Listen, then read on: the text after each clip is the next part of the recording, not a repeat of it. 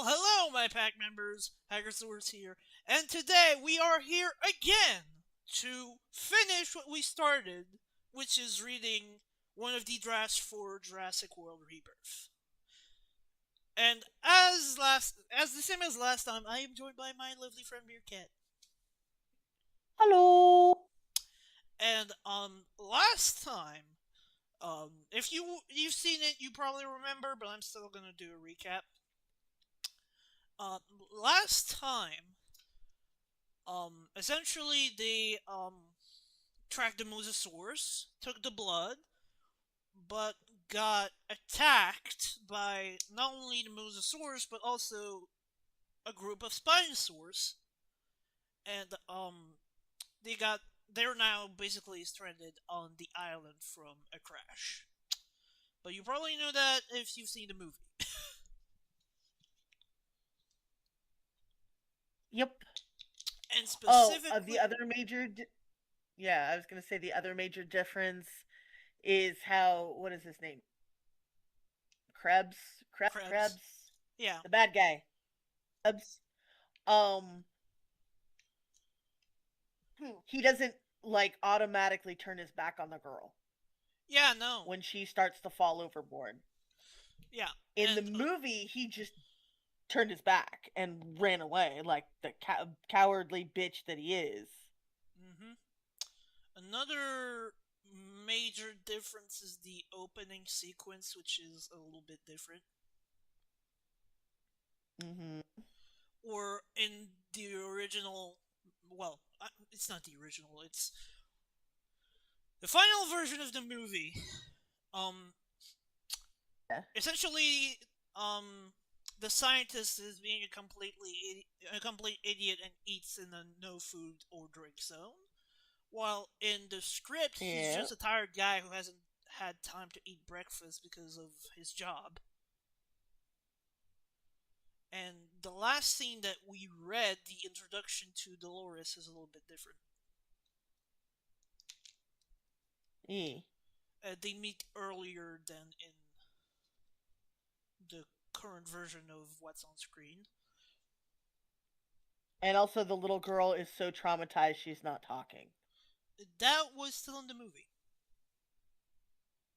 Was okay? I forgive me for I didn't. I'm gonna be honest. I didn't like Rebirth. Yeah, you've made your I did stance on not like Rebirth at all. that. Yeah. So there's a lot of the movie that and I should have watched it the other day and I just haven't. Um, so that's on me. So I could like remember what was going on. Honestly, we should do that for some of the next trips I am planning because I have. Okay, so here are some of the scripts that I am gonna do.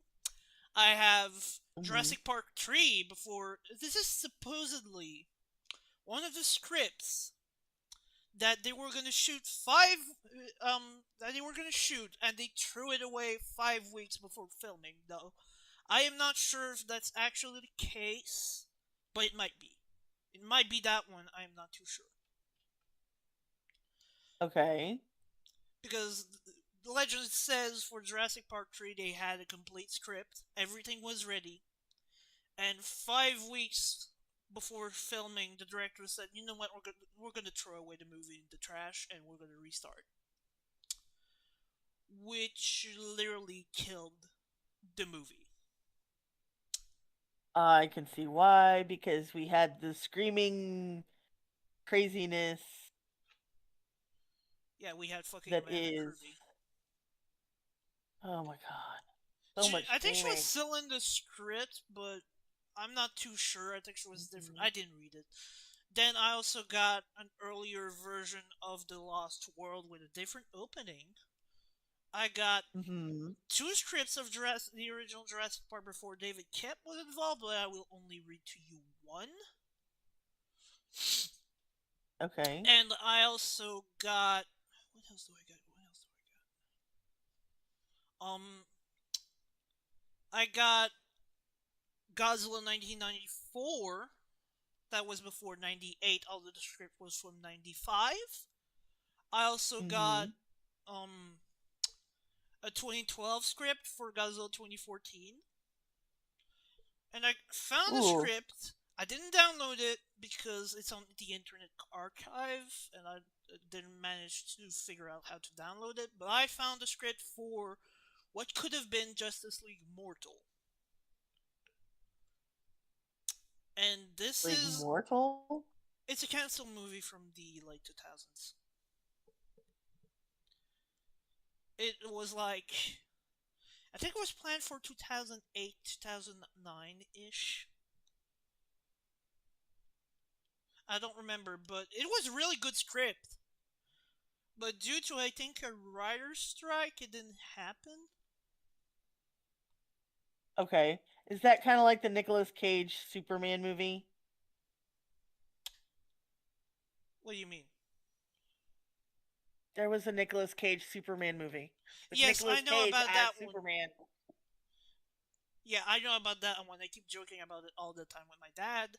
But that one, I think, was killed by the producer because the producer is a literal asshole. I will say he's an asshole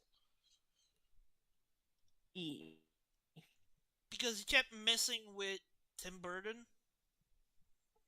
Yeah. Like Tim Burton wanted to do what he wanted to do, but not the director, the producer, I forgot his name.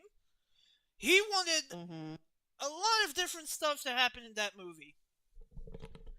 Stuff that didn't really make sense. Like, I've seen a documentary about this. Superman was supposed to Mm-hmm. fight a giant spider for no reason, which we actually Uh. do see in The Flash as a cameo. He was also, Brainiac was the villain, and he was supposed to fight polar bears because he wanted polar bears. Um. What is it about producers intentionally making things stupid? Yeah, I don't know, but that's life, I guess. That's Hollywood. Um, but yeah, I found a script for Justice League Mortal, and they had all the suits ready, by the way. Actually, let me Google that. That I know doesn't it's surprise. off track, but I will show you. Eh. Is that right? No, I did not write Justice League. Right, Justice League Mortal suits. Okay, the image is kind of blurry. I'm gonna have to go on Reddit for that. Yeah, they had all the suits ready.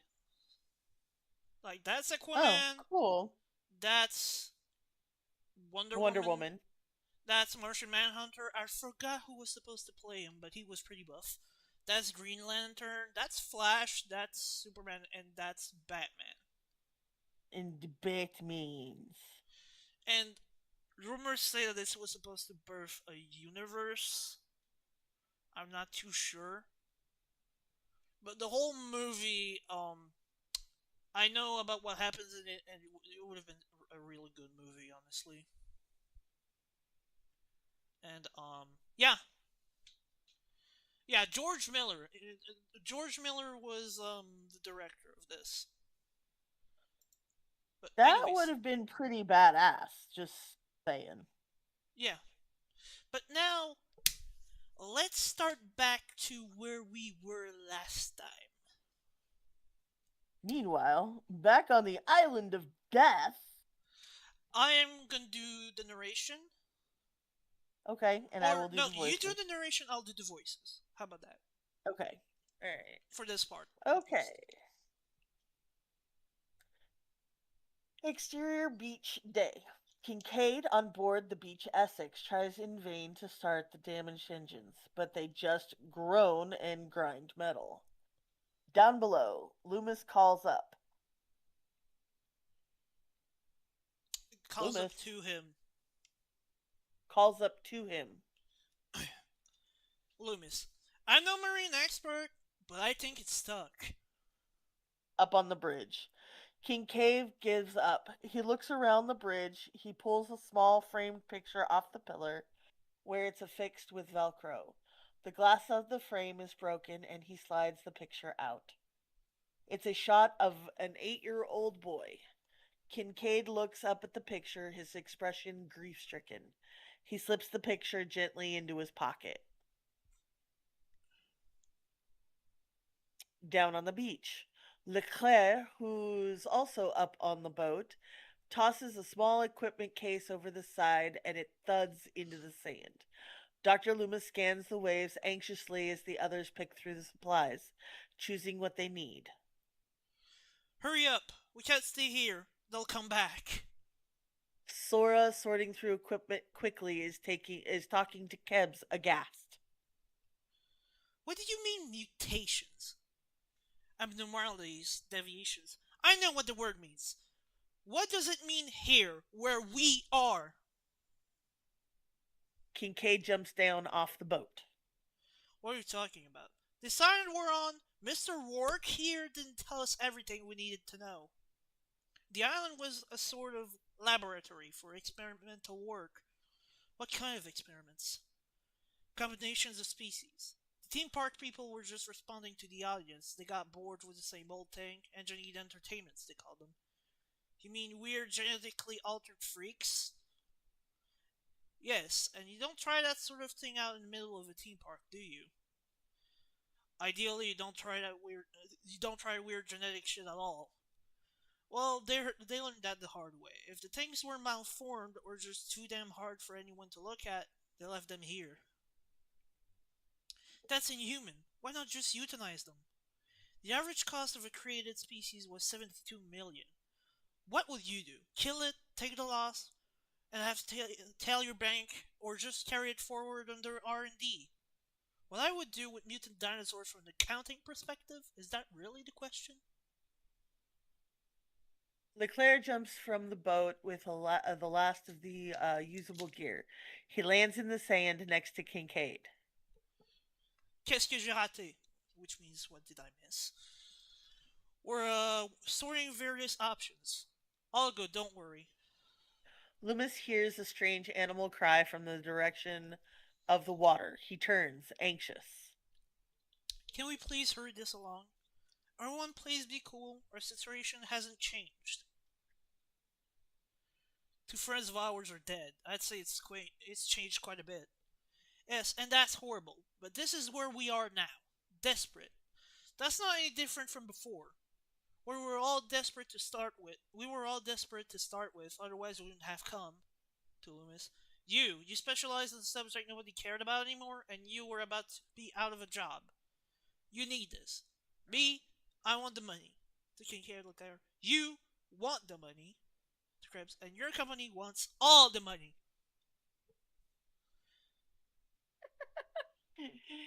You want money, and you want all the money. She picks up the silver sample case, the one they put the mosasaur sample in earlier. So far, this dialogue is the same, which I'll just say that. This is already continued. We still have this, and the first sample is already in it. Let's go get the other two. Krebs, we have no weapons. We never did, not really. We had a few toys that made us feel better, that's all. They would have worked or not. We are where we are supposed to be. And we know what we're supposed to do. Let's just get what we need and get out. Okay, those kids, the people who went to the ocean, they could still be alive. We find them first, then we get out. Loomis, get out how? Would anyone like to hear the backup plan? Okay, that dialogue is a bit different. They all look at her. Loomis raises his hand.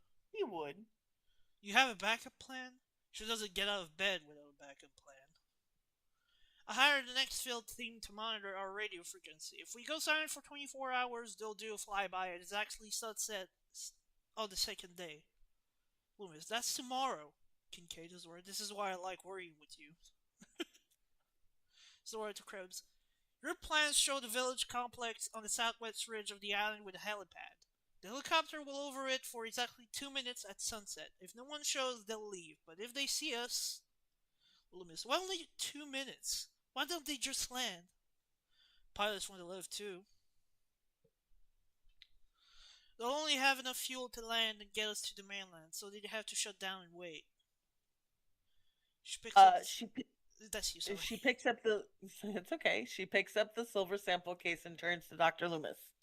Which two species are left? Loomis, Titanus. Titanosaur. That's me. Oh, sorry, that's you. Titanosaur and Oh, Quetzalcoatlus. An 11-ton sauropod and a pterosaur the size of a school bus with 30-foot wings. Kincaid. One of those little buses like for field trips or the full thing? Krebs. Does it matter? Just asking. We need to find high ground before it gets dark. We've got from sunup till sundown tomorrow to get the samples and get to the village. Okay, and find the people that went overboard. They were on my boat. They're my responsibility. I kind of like this in this version. He's yeah, actually yeah, yeah. He's not so much. He's not. He's not a. He's in the movie. He was still pretty like responsible, but I feel in this script he was more because I don't remember saying like, oh yeah, they were on my boat. They were my responsibility. yeah. He's a little bit more. He's more. And I think it has to do with the kids. He's trying to make up for being the absentee father. Honestly, I think he is. No, I think he's Krebs does. trying to make up for the fact that his kid died. Yeah, something like that. Krebs doesn't like the sound of that, but lets it go for now. The animal cries from the sea are closer. We have to go now. Sora slings a backpack over her shoulder and takes the sample case herself. It's Zora, not Sora. Zora, yeah. Don't pick up anything you can carry all day. She sets off. The others grab equipment and follow her. Leclerc turns to Kincaid as they head out. Look, Claire, qu'est-ce qu'on fait maintenant? Which means, what do we do now? Kincaid, honestly, you're better off not knowing. Cut to exterior jungle night. Actually, Nighttime can I in the. do that one? Sure. Exterior jungle night. Nighttime in the jungle, a mist rises from the cooling earth. Ruben, Teresa, Isabella, and Xavier have stopped in the thick of copse of trees. What does that mean? Hold on. Sorry, folks. English is my second language. That's a new idea. That's a new. Even I'm kind of Hold on. not sure. I think it's the bottom of a tree. A small, isolated land of trees or thicket of bushes. Oh, Okay, works for me. I don't trust AI, but you know what? I don't care. At this point, I don't care. I just want to continue reading. Yeah, there we go. In a small open area, Teresa has fallen asleep on Ruben's shoulder, but he's wide awake. One arm around her, his back against a tree. Isabella is on the other side of him, leaning into him, her eyes wide open. Ruben's eyes are heavy, and he's firing long blinks. Isabella sees something nearby and tenses. She sits up. Aqualops, the small dinosaur we saw earlier, has followed them. It's a few feet away from Isabella, its nose twitching. She looks at it, then at Ruben. His eyes are closed. Summoning her nerve, Isabella takes one of her pack of licorice, and she tosses a small chunk to Aqualops. He gobbles it up and looks to her for more. There yet? Isabella whispers, "You don't have a family, do you?" Aqualops just looks at her, a melancholy gaze. She peels off a whole piece this time and tosses it to the animal. Aqualops pecks it up off the ground and darts away with it to eat in peace. Isabella nestles into her farther side and closes her eyes. Xavier comes and sits beside them. Ruben is startled awake. Neither of them saw the animals. Xavier, it's okay to get some sleep. I got it for a while. I'm okay. I know, but it's my watch. Ruben looks at him, but really looks at him for once. Okay, thanks. Xavier crosses his legs and settles in, back against the tree. I was wrong about you. Nah, I'm lazy as hell. She might be alive because of what you did. Dude, I don't even know why she's with me. She sees who you are. Thank God she doesn't. Hey, other people may talk shit about us, but we don't have to do the job for them. Otherwise, it becomes true. Xavier seems touched by that. Then again, Gotta take a piss, guy. Oh still about no. corny as ever.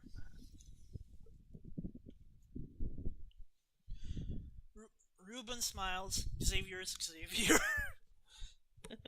That's a funny description for a script. Xavier gets up and takes a couple steps into the foliage, but no more than two. He's no dummy. Okay, so in this one, he doesn't step far away from them. Like, He doesn't hello? go find a water. Yeah. He doesn't go a far away off into by a waterfall. Yeah, because that's dumb. Because then if you're alone, Mm-hmm. you can easily get picked on. Yeah. Or picked off. Picked off, yes. Behind them, Ruben closes his eyes. Isabella hears a rustling sound and hers pop open. Aqualops is back. Summoning her nerve, she pulls off another piece of licorice and just holds it out this time. Aqualops comes and takes it gently from her hand. It backs away this time, doesn't run, and eats. You can stay with us if you want. Aqualops finishes, turns in a circle 3 times, and curls to sleep beside her. Isabella smiles. Aw, she made a friend. Okay, this is the part that I am hyped to read because this is different from Okay. the dumbass scene in the film. Okay, this scene I actually remember because it pissed me off. Alright, I'm Oh, gonna read this. Interior sure. jungle with Xavier. He is peeing. The soft patter of drops on foliage. Behind him, something we thought was part of the foliage suddenly moves. Xavier sees it, his eyes widen, and his pee abruptly stops. The thing moves low to the ground, silently, slithering like a salamander. Xavier watches the vine and understory move, pushed aside by the creature's bulk as it circles around and moves closer to them. Xavier stands frozen, and the thing stands up. It takes its sweet time, rising upward slowly. Seen mostly in silhouette and dim shafts of moonlight, Mutodon rises one body segment at a time. First, it raises a weird, elongated head, then it lifts its forelegs off the ground. It stands further upright, then lifts its mid-legs off the ground, because yeah, it has 6 legs. Okay, pause. So in this one, the Mutnodon isn't some bird thing. No, it still is. How does it have 6 legs, though? Because it was a different design, I guess. Okay. It's still rising. Until it stands fully in its bulky rear legs, revealing its entire 8-foot height. It's hard to make out much detail, but what we do see is grotesque. Xavier looks up at it, and the thing opens its mouth and hisses. Spittle flies into Xavier's face, but he does not flinch or move. He's too terrified. Now, with a papery, creaking sound, the only sound in an otherwise near silent scene, Mutodon unfurls 2 enormous bat-like wings. So yeah, it still has wings. You've never seen a dinosaur. Legs. You've never seen a dinosaur like this because there's never been a dinosaur like this. The massive, heavily veined wings flap and creak, blowing a gust of wind into Xavier's face and whipping his hair as the creature rises straight up into the night air, nearly silent as it flies off into darkness. Uh, okay. You got questions? Okay. Um, that was anticlimactic. But it's better than what happened in the Oh, movie. oh yeah, it's so much better than what happened, but very anticlimactic. Honestly, I prefer it anticlimactic because I just the sheer terror of this thing just being Coming out of nowhere. present, Yeah, not doing anything, just being there, watching, doing whatever it like, taking yeah, the sweet ass time, yeah, just staring at you in the dark. yeah. So, do you want me to start reading narration, or are you still? Yeah, could you read narration? I'm done. Sure. Back at the tree, Xavier returns and drops to the ground beside Reuben and Isabella, who heard and saw nothing. Reuben stirs. Don't fall asleep, okay? Xavier sits bolt upright, eyes looks like saucers. Okay. No, that's me. Oh, sorry. I just imagine being like, okay. Like, he Okay. just can't. Like, he's too terrified to just think about anything else. Yeah, no shit. Right, you Alright, you can, want me to keep going? yeah, Okay. you keep Daylight. going. Daylight. Zora, Kincaid, Krebs, and Dr. Loomis make their way alongside a mangrove swamp, sometimes knee deep in water. Kincaid and Loomis are in front. Leclerc has fallen a bit behind, but is hanging in a tree. In there. Oh, hanging in there. I was like, hanging there. Okay, whatever. Hanging in there. Loomis to the group. According to the satellite imagery, the Titanosaur herd stays in the Central Valley. It might be on the other side of the mangroves. Behind them, Zora and Krebs are in stride together. Watch where you step. I felt something move past my legs. Krebs does so. Zora looks over at him, thinking. She lowers her voice so they can't be heard by others. Don't tell me how the girl went over the rail? Thing hit the boat. You were there. So were you, on the bridge, standing right next to her. Nothing you could do? What do you imply? She went up there to use the radio. You didn't want her to. Then she fell. Whoops. Krebs angers, but controls it. No, there was nothing I could do. Zora. Okay. He slips and starts to fall into the swamp, but Zora grabs him by the shirt and yanks him back up onto his feet before he can go under. Zora, more a threat. Don't worry. I got my eye on you. They walk on, Krebs trying to regain his cool. With Kincaid and Dr. Loomis, they struggle on through the dense mangroves. It's hard work, but Loomis is stronger than we'd expected. Adept. Not your first expedition. Loomis shakes his head. Been on days since I was 12. I started under Alan Grant as a postdoc. I suppose you're in this kind of situation all the time. Used to be. I avoid jungles now. I hate them. Why's that? Can't see 3 feet, but you know you're being stalked. I like it the other way around. I refuse to die in the jungle. Loomis, my dream is I die in a shallow sea and am buried quickly by silt. And why is that? Best chance of being fossilized that way. God, you're a weirdo. In a good way, Loomis. Thank you? Behind them was Zora and Krebs. They kept their voices low, but tensions are rising. You need to drop this. I heard her scream and I turned. She was already gone. So, okay.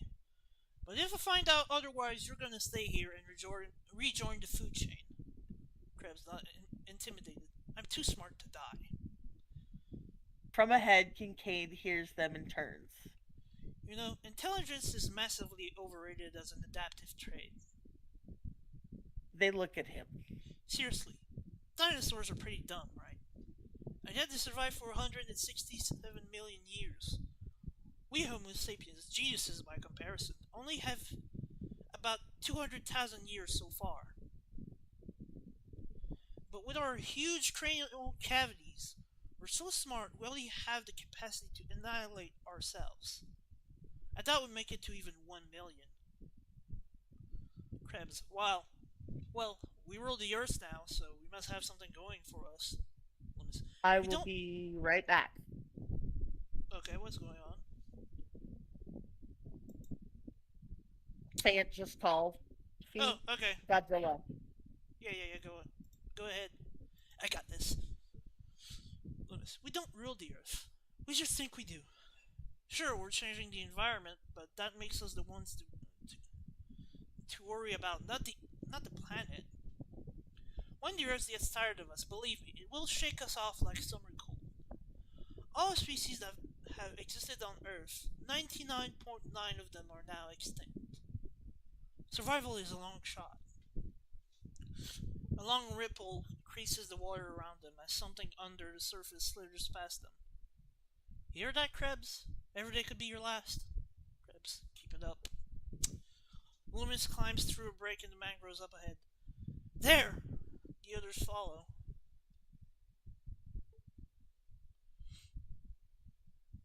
Interior, the break in the foliage. Loomis drops to his stomach, pulls a pair of binoculars around, and peers into a sweeping field of tall grass ahead.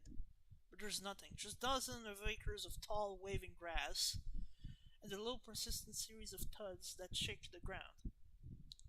Hear that? It's gotta be them. Come on. He plows forward into the grass. The others follow, but with trepidation. Zora slings the darting rifle over one shoulder and heads in.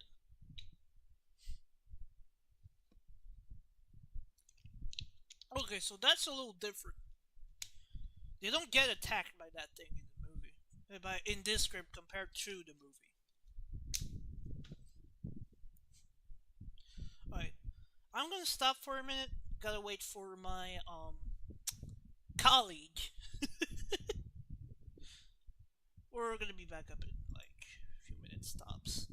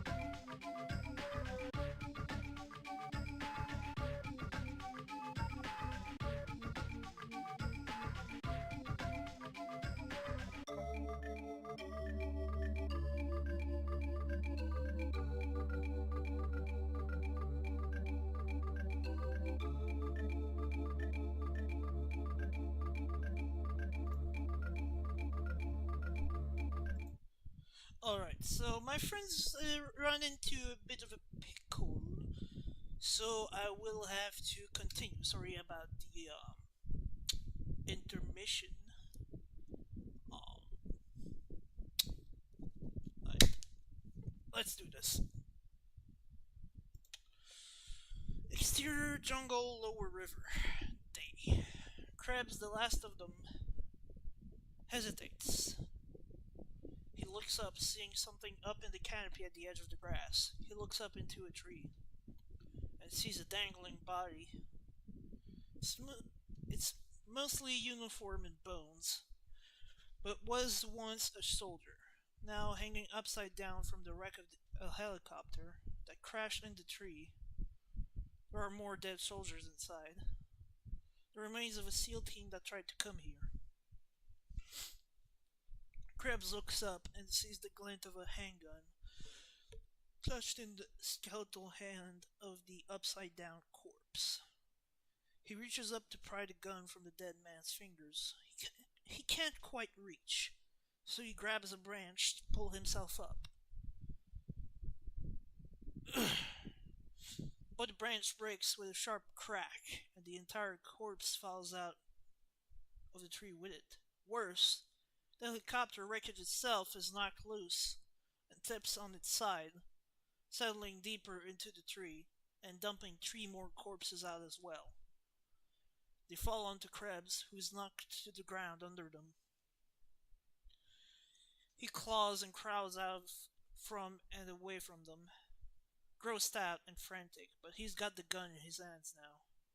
He gets up, shoves the gun in the back of his trousers, and takes off after the others. Exterior open grassy plain. Day. Dr. Loomis and the others make their way through the very tall grass. So tall it's up to their heads. They move through the waving grass. Swish, swish, swish. It's quiet out here. Really quiet. Distressingly quiet.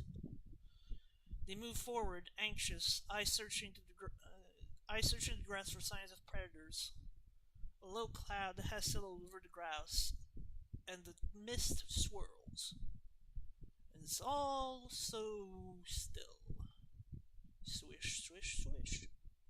That low thudding sound, almost like the rumbling of an earthquake, that's getting louder all around them. Suddenly, an enormous leg strides by them. Enormous. Doesn't really do it justice. The leg is like the trunk of a redwood, and that's just the very bottom of it. The ground startles, and another leg strides past. They look up as a titanosaur strides past them. The thing is majestic. 100 feet from the tip of its tail to the top of its neck. And then it's gone, into the swirling mist and long grass. Loomis, exhilarated, pulls the binoculars up again. In the distance, he sees something. He sees something. There! Those two!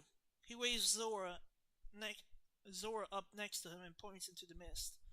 She looks and then cranes her neck, looking way up. Two dinosaur necks are intertwined, high above the grass, disappearing up into the mist. Loomis, this is our last chance. They're distracted. Krebs, distracted by what? Loomis sets off toward them.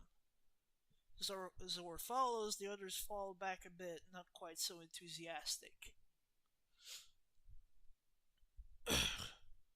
Exterior open grassy plain day. Bizarre animal cries echo, unlike others we've heard. Dr. Loomis stops again and crouches, looking intensely through a gap in the grass. He gets a glimpse of two sets of massive redwood-like legs not 10 yards away. There are 8 legs out there, but only 6 of them are on the ground, if you know what I mean. Zora hurries up next to him, catching her breath.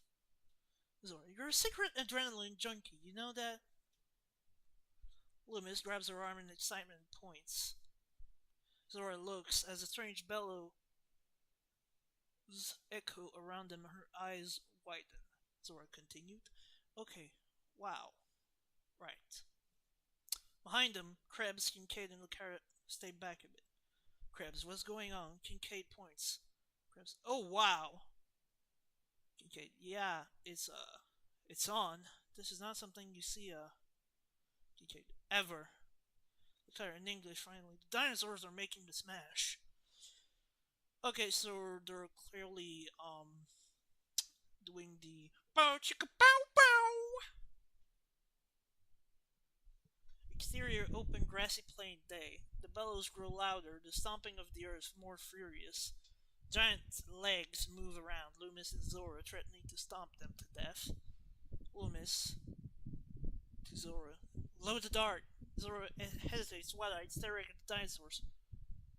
Oh, don't be squeamish. It's life, for God's sake. Quickly, before you know. Oh, let me redo that. Oh, don't be squeamish. It's life, for God's sake. Quickly, before you know. Kincaid shouts from behind. Can we please not be here when that happens? The stomping legs move closer to them, the earth shaking. Zora drops the dart case to the ground, smacks it open, and pulls one of the remaining dart canisters out. She clicks a switch on the side, slaps it into the rifle, and then the PSI level starts to rise with a hiss, hitting 30 quickly. Loomis, dodging the giant tree-sized legs, is momentarily caught in the middle. Zora raises the rifle to her shoulder, but the moving animals nearly stomp her too.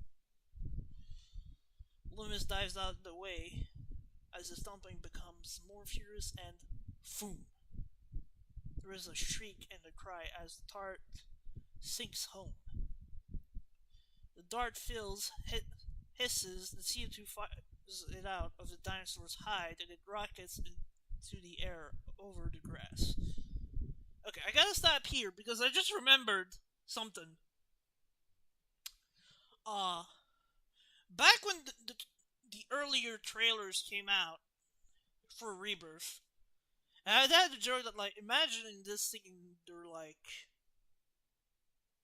reproducing, and they have to do that while that happens. Um, well, you know what? I was right.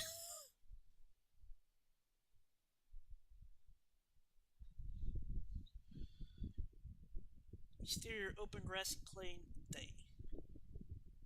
We see the rocket soar into the sky, and with the crack of releasing O2, it pops its nose cone as the out of focus animals below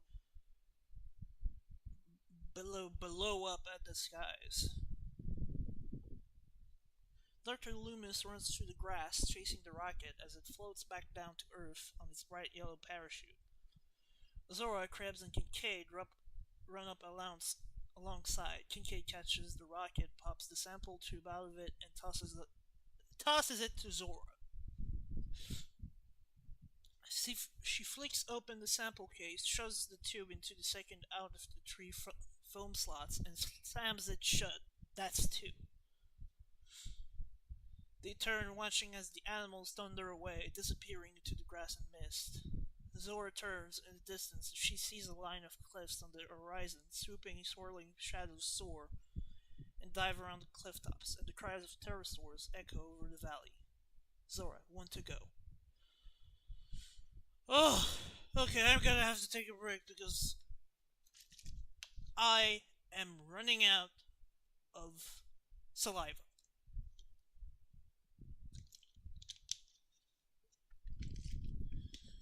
Okay, I'm gonna have to take a break.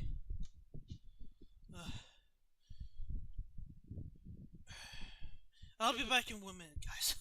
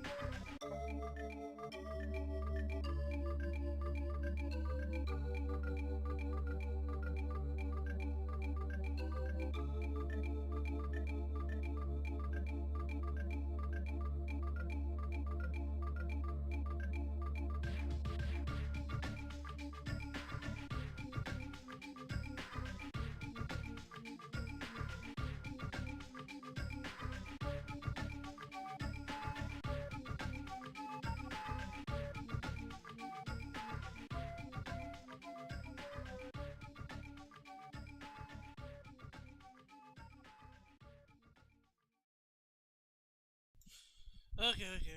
I'm back. I have caught my breath. No, where's my main? There we go, main screen. Okay. Whew. Let's do this. Exterior jungle, rocky river day. Rain has started to fall in the jungle. Ruben limps ahead, one arm around Teresa's shoulder. They're following the general path of the big rusted water pipes. Something they walk on. Sometimes they walk on the pipes, sometimes they must climb over them. Isabella no longer clings to Ruben, she's walking beside him. Xavier is ahead of him, twiking vines and growth out of the way, opening a path. They're all covered in sweat. Xavier looks up, following the path of the pipes towards a group of structures they can see on a hill in the far distance. He calls back to Ruben. Xavier, how far do you think it is still? Ruben, a mile? Maybe two? Isabel dangles a piece of licorice from her one hand and Aqualops drops alongside her, leaping up for it from time to time. Teresa eyeballs Aqualops and lowers her voice to Ruben. Is that okay, Ruben? It's helping her. I got an eye on it. The Aqualops chirps excitedly. Isabella picks it up and holds it close to her, shing and rocking it. I'm naming her Dolores. They all turned. She spoke. Xavier, you're back. You talked. Dolores. Isabella marches on, head up, cradling the dino to her chest. Isabella, I'm taking her home. Xavier, that may or may not be a terrible idea. Behind them, Ruben stumbles, but Teresa's gun. You alright? Yeah. Just hurts. She shifts to give him more support. Ruben looks at her grateful, and they exchange a smile as they walk. Teresa, you okay, Xavier? Yeah, just... It's nice. You two, maybe I... Xavier disappears. It's the weirdest thing. One minute he's there, and the next he's just gone, as if he dropped straight into the earth. Teresa's like, Xavier! She rushes forward, and she disappears too.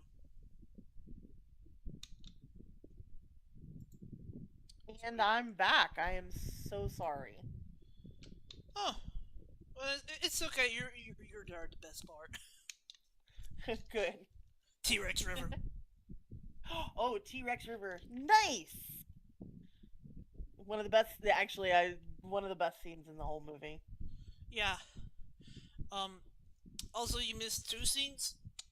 Okay. What did I miss? There was one where you know when Krebs gets the gun. Yes. Instead of instead of just grabbing the gun and everything's fine, a ton of cadavers just fall and drop on him. Oh, that wasn't in the movie. I wish it was. Would have been kind of creepy. I like it. Yeah, true. Okay. And So. and the other scene is you know in the movie there's two Titanosaurs doing a mating dance. Yes.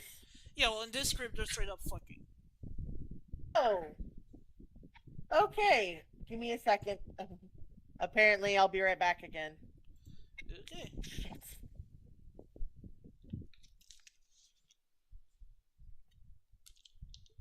Okay. Well, what a night, huh?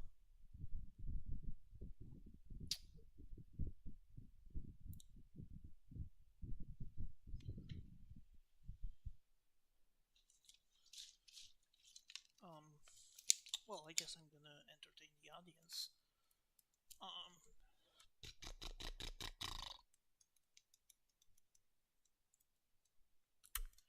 I don't know what to talk about.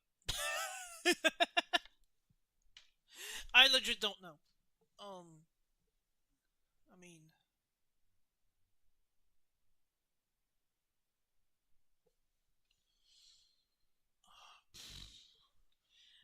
guess I could talk about the future of the franchise. So currently Okay, there's I'm back. I rumors. promise. Okay, but I'm gonna finish what I say. There's rumors that Okay. there's maybe a Jurassic 8 with Gareth directing again, and honestly, I'm just hoping he doesn't direct again. I mean, I don't mind the idea of a dinosaur horror movie. I don't mind, but it's just that okay. My Honestly, problem is that I think the script that they had was great, but I think meddling not only from Gareth but from studio execs kind of oh, messed it up honestly, in the end. no, I agree with you because it either needs to be a Gareth Edwards uh dinosaur creature flick or they get a different director and make it a Jurassic World Jurassic Park movie. I mean, Rebirth has some elements of a Jurassic Park movie, but okay. I'm gonna be honest. Why doesn't I don't want Gareth to return. Okay. Um, I loved his movies. Heck, I like Rebirth to some extent, not all of it. I like Rogue One. I like Godzilla 2014. I'm one of its biggest defenders. But what he's currently doing is he's trying to get AI involved in filmmaking, and I'm just not happy about that. Just really not. I am Oh not. no, that's no, Like, I agree with you wholeheartedly right there. like he says he wants to use it ethically, but it's still gonna steal jobs at the end of the day. It's still gonna steal concept artists' jobs because he wants to use it for like concept art and other stuff. Like, no, just no. No, Not just just that, he wants no. to make a AI hybrid film. Like, Jesus Christ, Gareth, no! Oh, God damn it, Gareth. Yeah, the easy answer is no. Um he thinks he might be doing, good. Um ethic AI, the only thing that AI is used ethically for is gene sequencing as far as I'm concerned. Yeah, it's only in the medical Um field. yeah, medical research when you have AI looking through gene sequences and trying to do the permeal the biomedical calculations for this, that, and the next thing.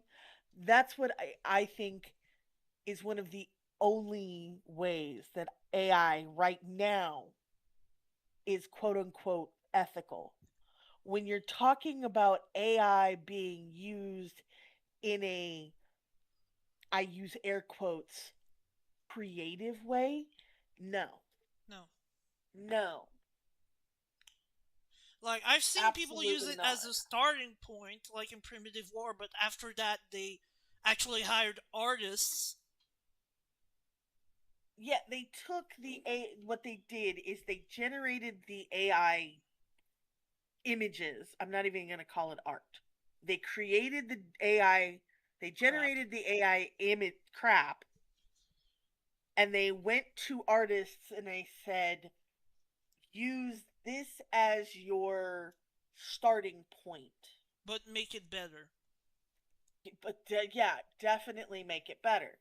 Now, Like, I've seen artists go the other route where they've taken digital art that they've created, plugged it into AI, and had AI do all the hard work of the animation, which I think is it's bad.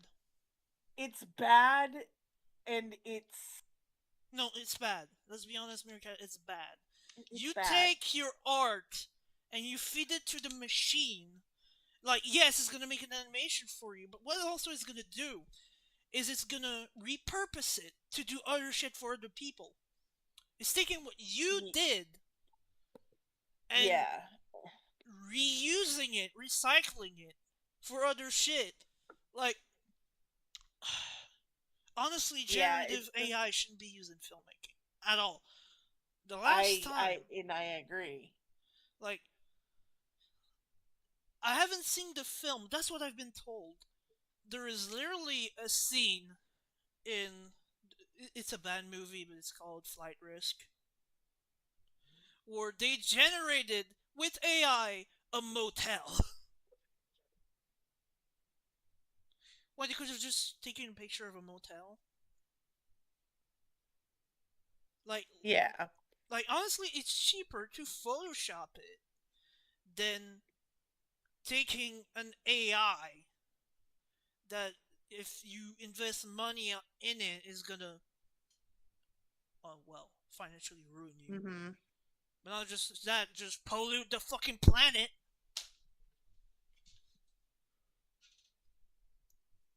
It's like, okay, like I'm gonna do a plug here for films that I know for a fact are just creative works. Like, lately, all of the biggest movies that have been in box office have been original content and independent films, or stuff that just technically kind of original that you haven't seen in a while. Not just that, but it's because it's created by people who loved the work, who loved what they made, and didn't use a slot machine to do it for them. Like, look at Project Hail Mary. That's a banger movie. Yes, it was. Like, the craft that went into it. Like, Rocky was a puppet. A puppet! With occasional CGI, yes, but it was still a handcrafted puppet. Somebody made that, took time on it, used love and effort, Yes. and it made, like, honestly, I didn't think I would say this, but I cried over a rock. If you can make me cry over Yeah, a fucking yeah. rock, then you've done some genuine piece of art, not some slot machine. So yeah, Yes. respectfully or not, I don't care. Gareth Edwards, you can go suck my fucking dick. I don't care if that's on live. I do Wow. not Wow. care. Well, I do no, not care because I am genuinely mad about what's going on in AI right now. AI is ruining the world. Maybe it will ruin my I life and agree with people you. won't listen to it, but I don't care. I got the other message. Don't use AI. Don't Yeah, use it. don't use AI. Yeah, don't use AI. I just gotta start a podcast where I rant about shit. I'm gonna do that. Okay. We were right here. She rushes forward and she disappears too. Could you do the narration on the Yes, voices? I can do that. She rushes forward and she disappears too. Beneath Reuben and Isabella, the soft dirt cliff erodes fast. Here where the dense jungle foliage runs right up to the edge of a precipice. The bottom goes out and they fall too. Oh no. Okay. Exterior riverbank day. From a distance, we see the group tumble down a slow incline. A Steep sheer incline. can't steep incline. I don't know. The group tumbled down a steep incline, a sheer canyon wall that ends at a muddy riverbank, where they land with a hard, wet splat. With them, it's quiet for a moment as they groan and collect themselves. The rain has stopped, but there are two sounds we notice immediately here: a sort of rhythmic snuffling noise and a loud, droning buzzing. Ruben, what's that smell? They drag themselves to their feet. They're standing on a riverbank with steep canyon walls on both sides. Just ahead, around a bend, the river opens into a lagoon, maybe 50 yards across and 100 yards long. Follow the river that way. He starts off towards the bend. The others follow, and they're almost around the corner when Isabel stops abruptly. What's wrong with her? They follow her gaze. She's looking at Aqualops, which is which is staring straight ahead, unmoving, just short of the bend in the river. Isabella scoops her up, and Aqualops squirms. Up ahead to their right, they can see a small dock, 20 yards away, with a faded green supply shed at the end of it. Sticking out the front of is a broken, decrepit boat. Maybe there's another boat. Can't walk, and I can hear rapids up ahead. Reuben nods, accepting the reality of his legs. Okay.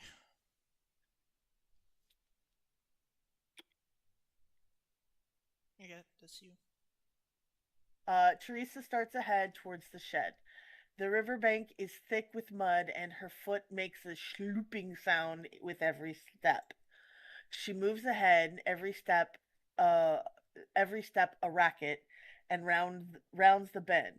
As she nears the corner, she hears a rustling sound and turns. On the far bank, a juvenile T Rex, 4 or 5 feet high, has come tentatively out of the jungle, sniffing at the edge of the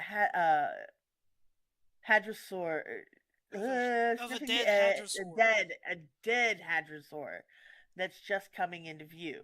Teresa freezes. The J Rex, oh, juvenile T Rex, looks up sharply, right at her. She bends down slowly, picks up a rock, and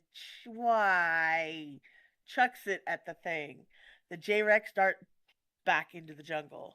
I mean, of course she would. She wouldn't risk a predator, you know, Trump. Yep. Teresa exhales. That was close. She continues on, shloop, shloop, shloop, and clears the bend in the riverbank. Just as she gets around the corner, she sees on the other side a sleeping adult T Rex. It's sitting upright in the shade of a tree, its hind legs stretched out in front of it. Its eyes are open, but it's not. I like how in the movie it was laying down. Yeah. It's not moving except for its head, which rises and falls gently with each snuffling sound. The buzzing coming from the dense cloud of flies that surround the animal, crawling over its face and slack jaws. Its body fangs and Bloody. haunch, bloody fangs, and the haunch of a killed hadrosaur that's on its side next to the T Rex. Oh, I lost a Teresa looks. viewer. I'm the only one Eh, watching. I think it's because of my rant. I'm sorry. it's okay. I It's think I'm gonna probably just. lose all my subscribers. No, no. Oh, I'm still at 33, so that's good, I guess. Yeah, there we Oh, we're go. back to two. We're back Uh, to two. Yay, we're back to two. Okay. Please, please stay.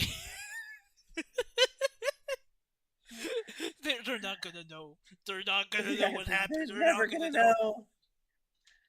know. Teresa looks back, the others advance a little, enough to see what she sees. They all freeze, paralyzed with fear. Aqualops trembles in Isabella's arms. Reuben and the kids look around, up at the steep, impossible to climb canyon walls around them. Okay, give me a second. I gotta switch things around a bit. Yeah, take your There time. we go.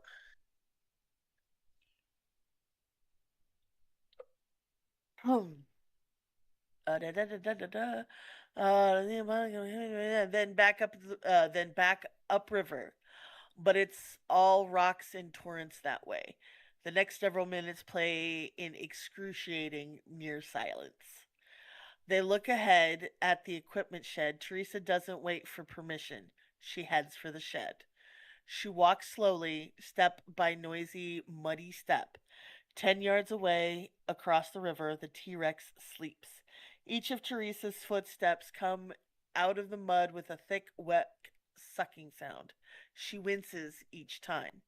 The T Rex raises a forelimb to swipe at the flies buzzing around its snout, but otherwise doesn't move.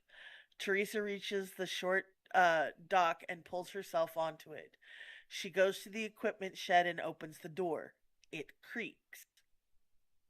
Interior shed day.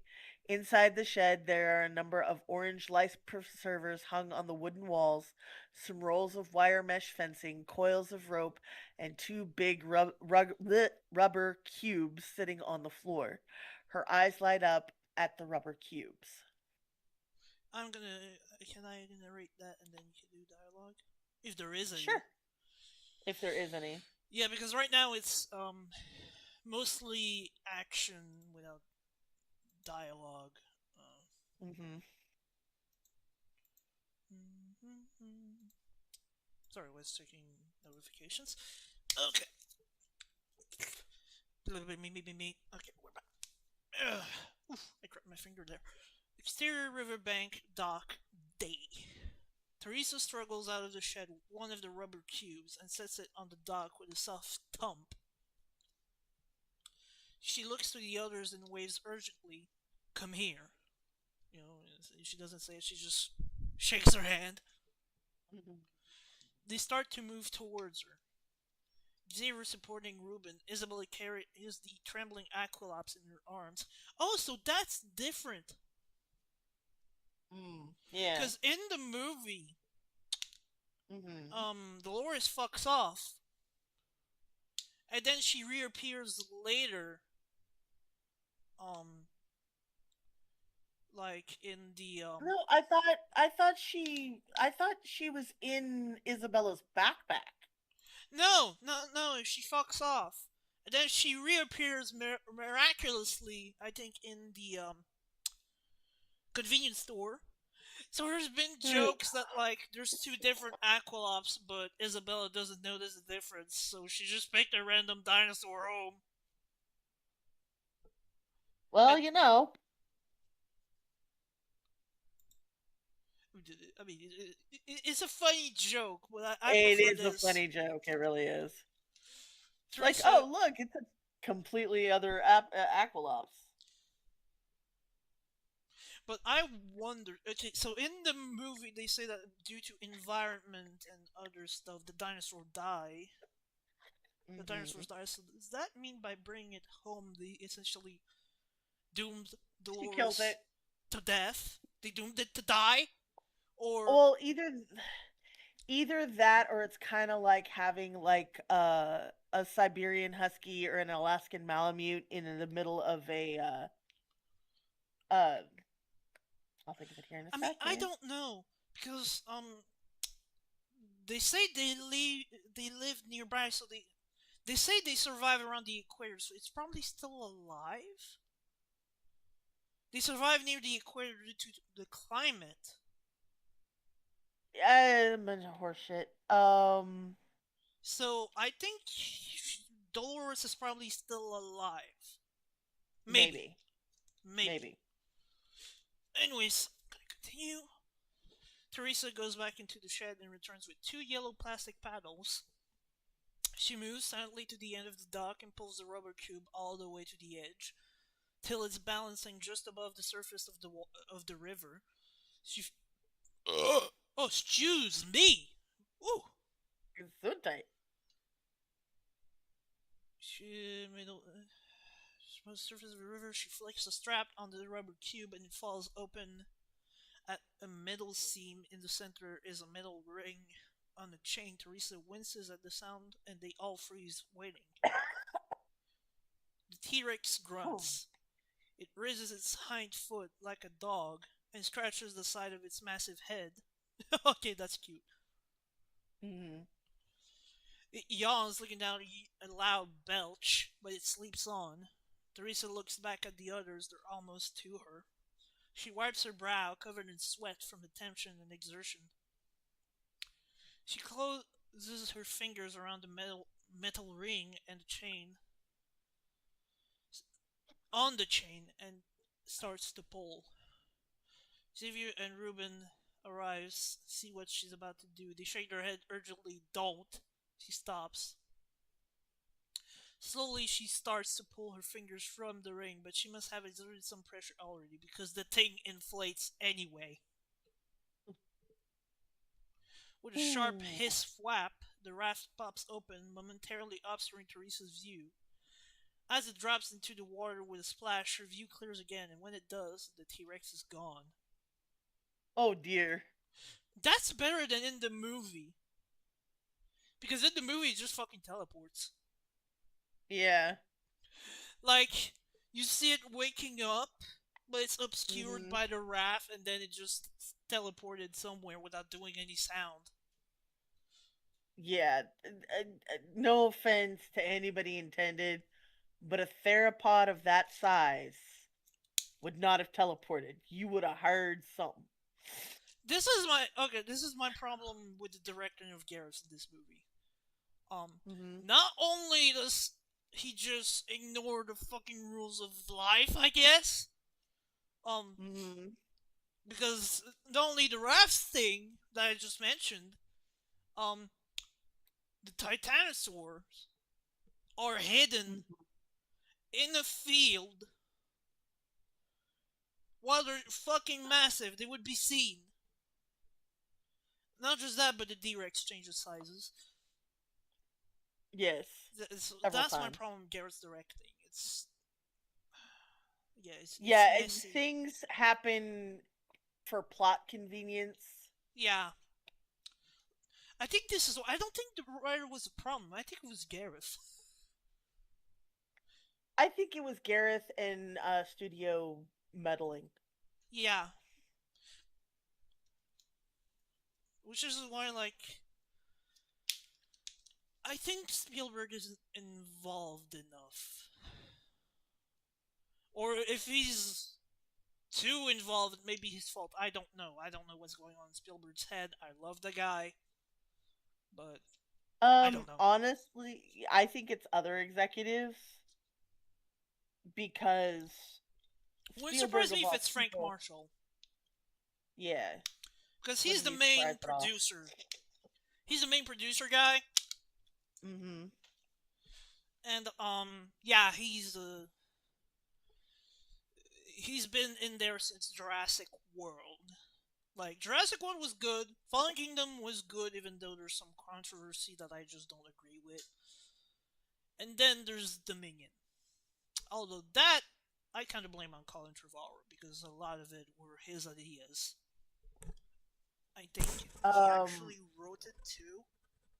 yeah, Anyways, let's get back to reading. I'm getting off track. yeah, the T Rex is gone. The spot on the far riverbank beside the HACKERSAURUS is just empty. Teresa gasped, and the others followed her gaze. Isabella, where is it? Where, Where is it? where is? I thought you wanted me to read the dialogue. Oh, excuse me, no! Do it again. Do it again. Where is it? Where is it? Does it matter? Hurry!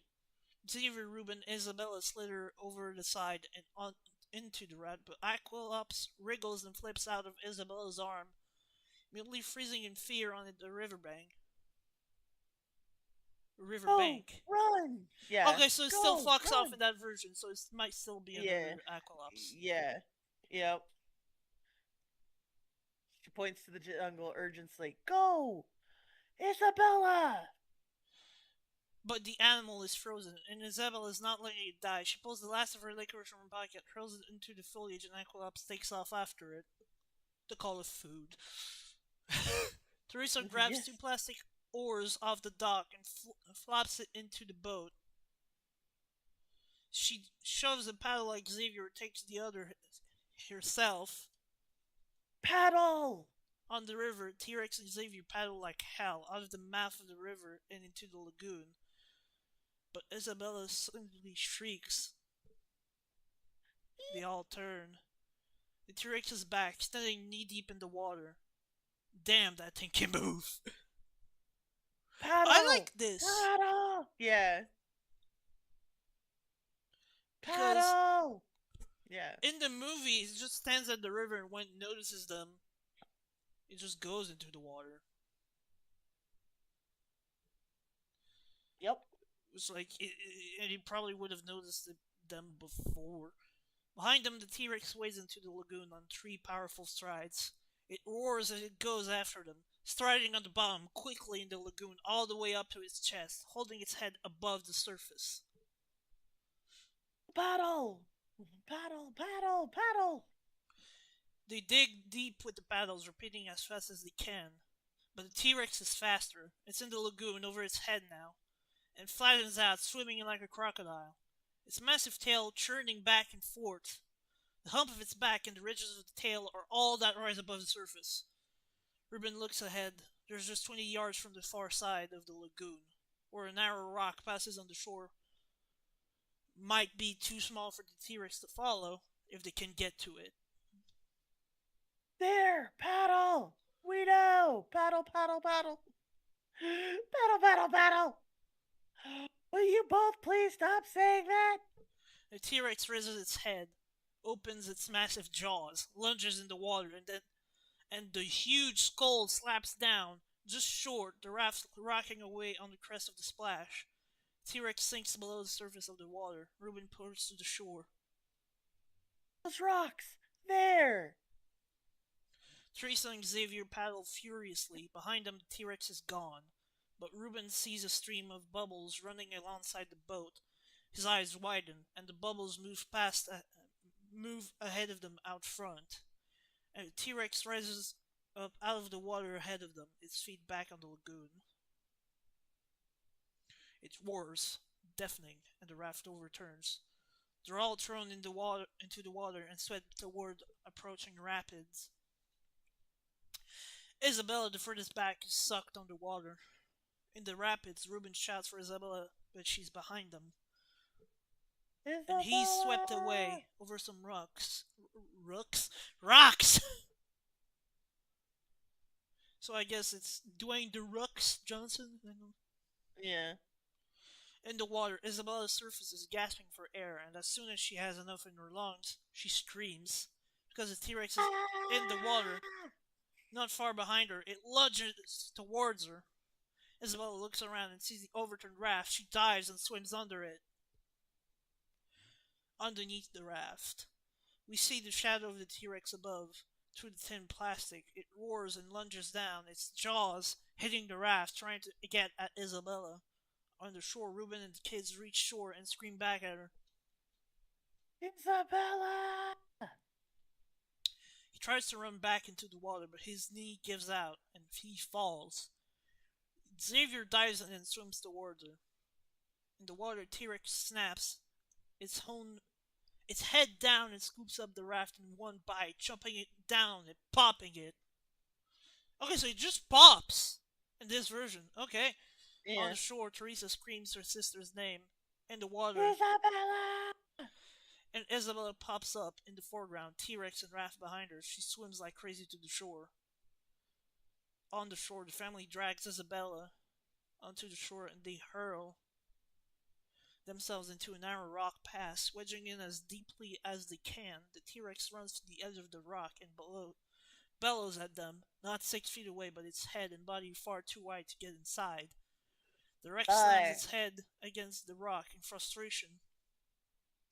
The rock walls shudder and shed a few chunks, but do not give. Frustrated, the T-Rex roars again, and a higher-pitched roar answers from behind it. They all turn, humans and dinosaurs alike. Behind them, the juvenile T-Rex that came out of the jungle earlier is back, crashed over the hadrosaur kill, bellowing. It slashes at the carcass, claiming it for its own and roaring. In the river, the adult T-Rex immediately roars back and lunges through the water near the riverbank, heading back to protect its kill. Okay. Omitted. I gotta stop here because that's straight up like the book. I was gonna say that's. Did you read the book, Meerkat, by any chance? It's been a very long time, but I did read the book. Because in the book, what happens is there's 2 T-Rexes in the park, and like in the movie, there's a juvenile and an adult. In the movie, not in the movie, I mean in the book, the Rex protects its kill near the river, sleeping, but then they get woken up. It gets woken up because of Lex coughing, and it goes after them. But then at the end, it goes back to its kill because the juvenile arrives and Yeah. eats the corpse because there's a rivalry going on between the two. Hmm. So yeah, it's a lot like the Yeah. book, and I like that. And they leave. There's a lot of little things that they. I remember a lot of the little things that they left out of the books or out of the movie. Like the juvenile T Rex, who never came out in the sun because it had a problem with getting sunburned. Really, I forgot about that. I've only read it Yeah. once. Yeah, it's like I remember there were a lot of like little tiny reasons. Like in the movie, you see the Triceratops that got sick, Right. but they never explained why they were getting sick. Yeah, but in the book, not only is it not a Triceratops, it's a Stegosaurus. But I In the think it book, it got was a sick because it Stegosaurus, but ate plants that made it sick. yes and no. Um, and it wasn't just the Stegosaurus; it was several different species of the herbivores Yeah, but specifically, and it specifically in the scene in that version, it's a Stegosaurus. yeah, in that particular scene, it's a Stegosaurus. But the reason why the dinosaurs were getting sick every couple of weeks is because no, they weren't eating the plants that were poisonous, but they were eating the rocks Mm, that were, and every time they had to eat new rocks, they would get sick again.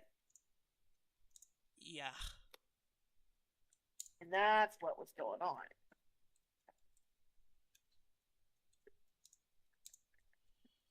Um, hold on, I'm sending a message to somebody, and then we can. Then we can continue. Yeah. Cool, cool.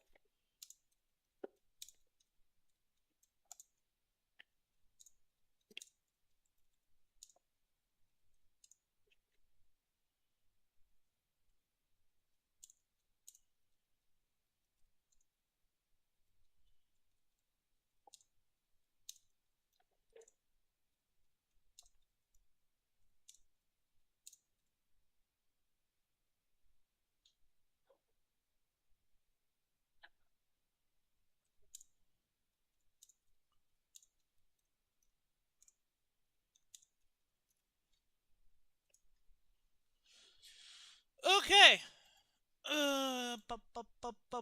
Where were we? On the riverbank, Reuben and the kids take a step out of the rock pass. Wiped out. The raft explodes out of the water in front of them, scaring the hell out of them.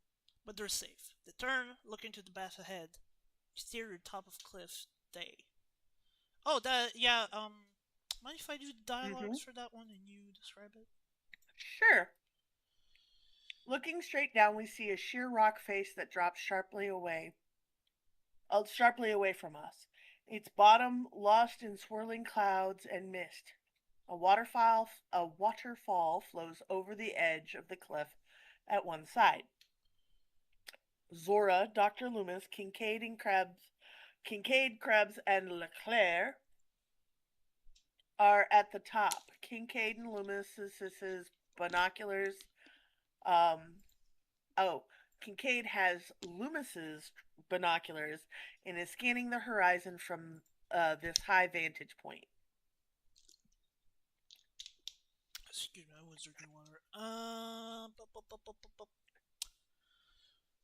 Where are you? Krebs. What are you looking for? Okay, Reuben, Isabella, that family. I wouldn't bother. Kincaid turns on him angry. 4 people. 4. That's a lot of lives. Zora turns, hearing raised voices. They can make it. They just need a little luck. The good kind. Krebs drops it. Zora gears up harnesses, ropes, and climbing equipment. Her hands move expertly, tying knots and checking belayers while she scans the rock face below them. Okay, pretty much a vertical slab. Descent, hand, and footholds. Some overhangs, probably a 5.13, maybe a 5.15. At least we're going down. Cinches. She cinches a knot at her waist, a knot to her waist, and hoists a large coil of rope over one shoulder. I'll tie myself off, and Duncan, you belay the others from up here. She tosses another coil to Kincaid, and it lands on the ground beside him. He reluctantly lowers the binoculars. He takes the rope and goes to the tree short distance away. Others? We don't have enough rope for the whole drop. That means we'll have to move the pythons more than once. Plus the equipment, so I'll need 2 of you guys on the face with me. I'm paying, I don't climb. Leclerc curses in French and grabs the harness, putting it on. Loomis nods, no, getting out of this, and picks up a harness as well. He's unfamiliar with it, so Zora helps him. Rookery's about halfway down. I saw the Tanato circling a carved structure of some sort cut into a natural ledge. They were crevice nesters, so it's an ideal spot. And we have to get a sample from an egg. I suppose we could try to take it out of the parent, but it's a flying carnivore the size of an X-16. Kincaid finishes tying an impressive knot around the tree and plays out line to Leclerc's harness. He secures the knot there and backs up so his back is against the tree and the belayer in his hands. We notice an odd piece of ancient statuary in the thick foliage next to him. Kincaid nods to Leclerc. Good to go. Leclerc backs up to the edge of the cliff. On se voit là-bas. It means see you down.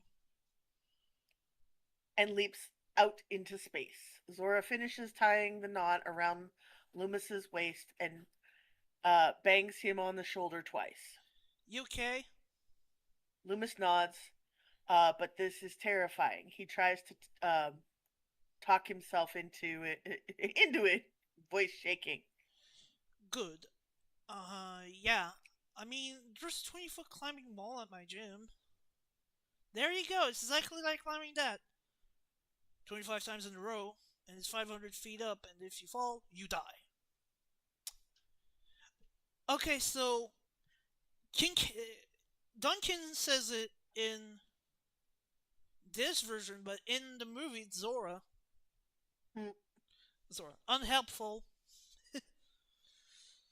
Kincaid double wraps the second rope around his free hand and braces his feet against a rock, one rope in each hand. But I got you, buddy, and I'm never letting go.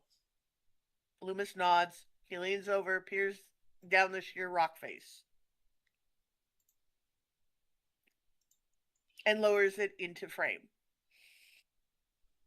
He's geared up, harness and belayer secure around his waist, wearing a light backpack with a few pieces of equipment.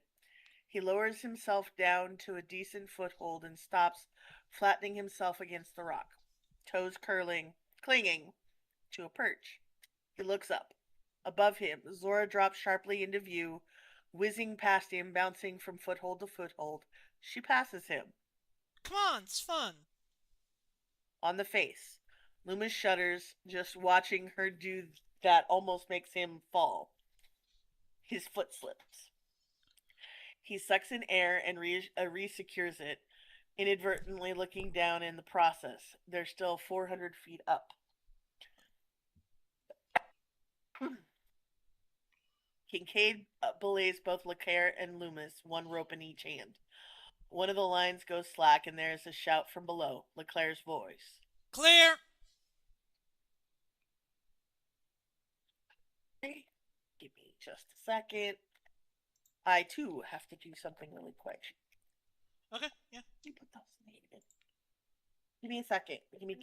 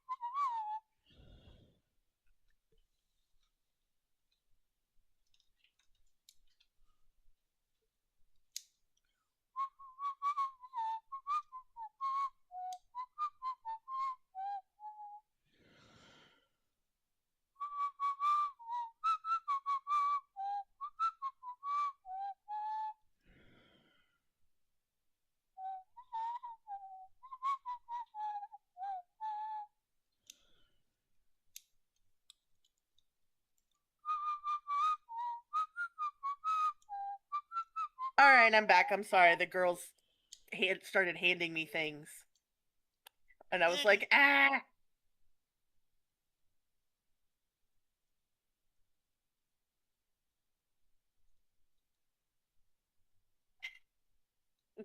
And now Fant is admonishing a cat.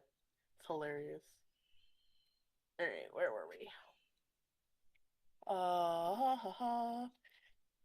Leaving it still okay. And Kincaid lets go of the first rope, leaving it still tied to the tree.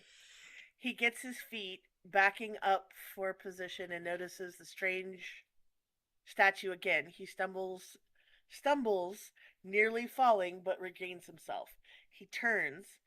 He's parted some of the foliage, revealing a narrow cave opening.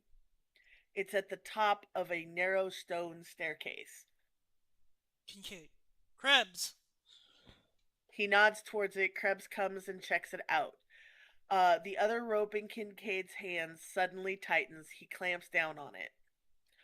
On the cliff face, Loomis loses his foothold and drops 10 feet till the rope pulls him tight. He clings there, pressing his cheek against the gold rock. Zora shouts up at him. It's okay. You got it. You're almost there. Loomis nods, but he's terrified. Down below, Zora looks down, maybe 20 feet below her, is a stone ledge that sticks out a couple of feet from the cliffside. LeClaire is already standing on it, waving up at her. She looks back at Loomis. You're 40 feet away. With Loomis, he chooses his footing carefully, but the shriek of a pterosaur comes from somewhere within the clouds. His eyes widen. Time to move, Doctor. Loomis moves. Maybe he didn't know what he had in him until it was the very moment, but he bounces quickly down the cliff as the shrieking pterosaur cries echo within the clouds that swirl around the rock face. Zora climbs free as fast as she can, dropping the last 6 or 7 feet, and she and Loomis land at the same time, crunching onto stone outcropping halfway down the cliff. See? Just like the gym. They turn and see the Cliff Temple. It's small, maybe just 6 feet opening, but some ancient culture has, through some miracle, carved a temple into the side of the majestic cliff. Leclerc is already there, staring in amazement. C'est miraculeux. Oh, wow, this is miraculous. See, How even did I you know? speak some French. How did you do it? How do I know the French? Miraculous? They move and see 5 dinosaur eggs in the middle of the nest that's been built inside a cave, 8 or 9 feet across. The eggs themselves are at least a foot long. Zora turns to Leclerc, gesturing to the ropes and the pitons. Switch to the pitons. We need 2 minutes.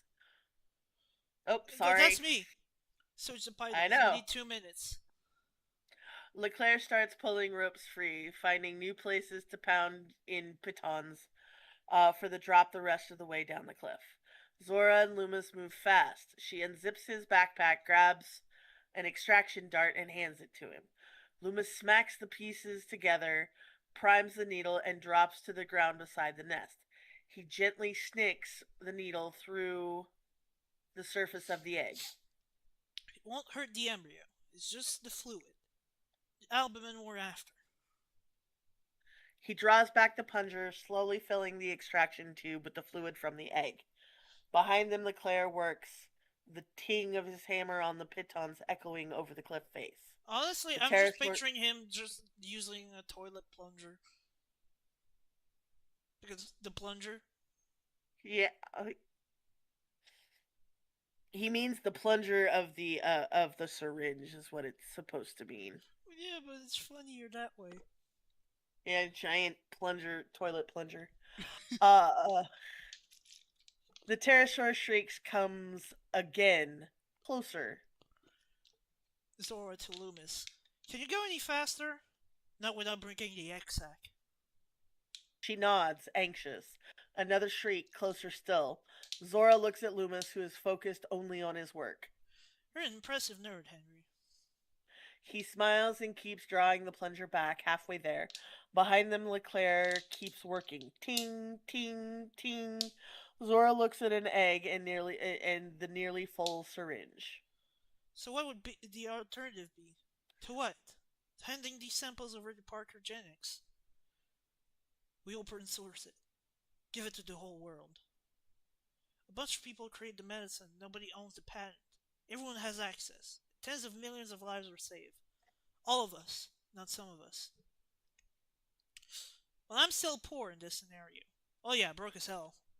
I don't love that part. The syringe full, Loomis pops the needle out of the shell. Got it. You want to switch? Or. No.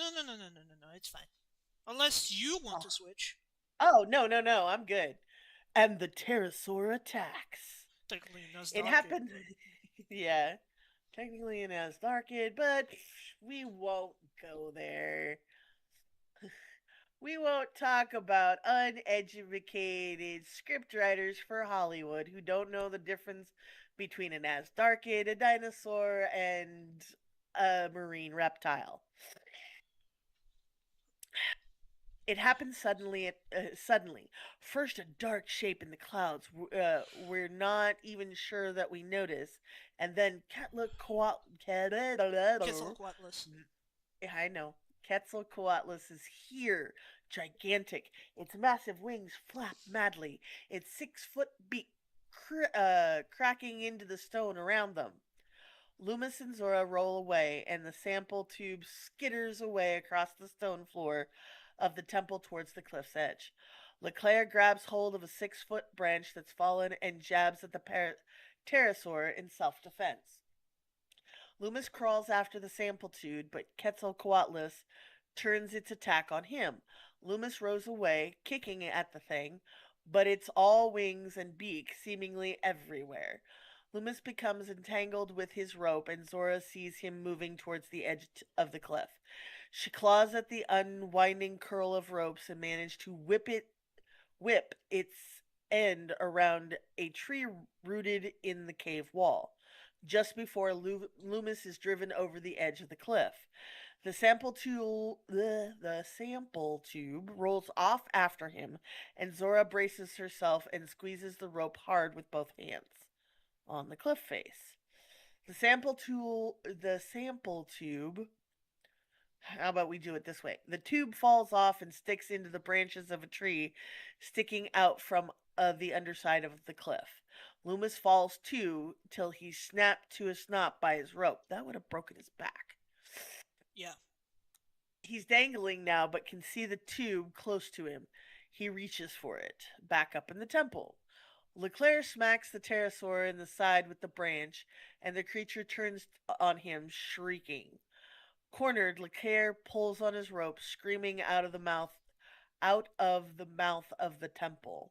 Pull me up! Pull me up! He runs off the cliff edge. On the cliff face, he starts to climb up towards the cliff. The pterosaur swoops into the air and takes a pass at him, but Leclerc flattens himself against the stone. Duncan! Up on the top of the cliff, Kincaid feels Leclerc's line go wild in his hands and starts hauling him in, hand over hand, as fast as he can. Krebs, pull! Krebs drops to the ground beside him, and they both start hauling it in. The rope pulls, Leclerc climbs, the pterosaur swoops towards him. Kincaid and Krebs pull hard, they get Leclerc higher and higher. We got you, hang on! They get him closer and closer, they drag him up over the edge of the cliff, but it's not Leclerc. It's pterosaur with the other end of the rope all the way down its throat. So in this version, you don't see the cats eat Leclerc. Honestly, I prefer it in the movie where you actually see him just gobbling down the body and go inside the throat because of how disturbing it is. Because I like Yeah, it disturbing. Okay, you're all me gonna not so take much. you'll you'll take me like think of me as a fucking weirdo, but I don't care. Uh, um, I like it because it reminds me of the original Jurassic Park movies where it didn't pull the punches. They just show you the sheer brutality of it or imply it. Mm. Yeah, I get you there. Like Oh. in the um original Jurassic Park, if you remember the opening, um Hmm. like I like that scene because it implies what um the dinosaur is doing to him because you like see the hand slowly slip out of Muldoon's arms as you just hear the gunshots. Hmm. Like that's perfect for a movie opening, honestly. Anyways, that's my part. Can you continue? Leclerc! Sure. But he's gone, long gone, and the Quetzalcoatlus pulls back, snapping its jaws to break the rope. It flaps its giant's wings, hovering over the cliff's edge, preparing to attack them now. It swoops towards them, and Krebs and Kincaid fall back into the narrow mouth of the stone staircase. They race down it, safe from the giant creature, which shrieks and pecks at the entrance to the staircase, but can't get in. Loomis dangles upside down, swinging from the rope Zora holds. He stretches for the sample tube. In the branches, he can almost reach it, but he's swaying back and forth like a pendulum. Oh, sorry, that's me. I can get it! Up in the temple, Zora, her hands bleeding from holding onto Loomis's rope, is slowly being dragged towards the edge of the cliff. She digs in her heels and tries to stop, but she's gaining momentum. She is going to go over the edge too. When Kincaid bursts in, thundering down the hidden staircase from above and racing out the back of the temple. You know, that would have been so much easier to go in that way. He drops to the ground, skids to a stop beside her, and grabs a hold of the rope alongside her. They start to pull together, but the rope is fraying on the sharp stone edge of the cliff. I don't On the remember this in cliff, the film, but he goes down. yeah, Like, honestly, if they had known there was a stairs, they would have done it. yeah, Okay, it's your a turn. movie trope.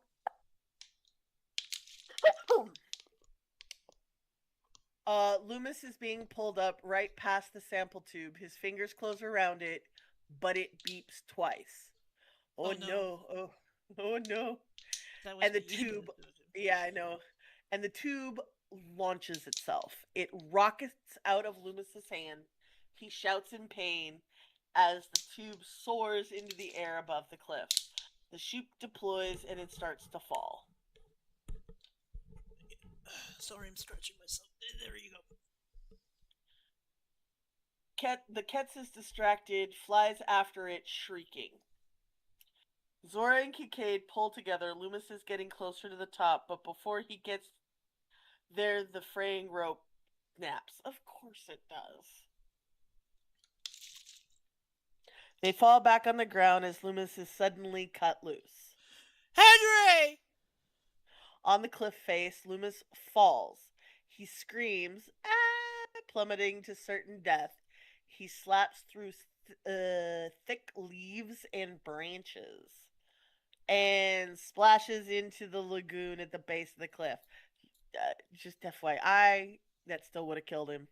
Yeah, it's He not like goes in deep. Minecraft. Yeah.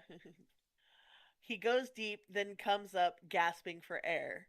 Up above, Zora comes rappelling down the cliff as fast as she can, bouncing from the ledge to ledge, nimble and quick.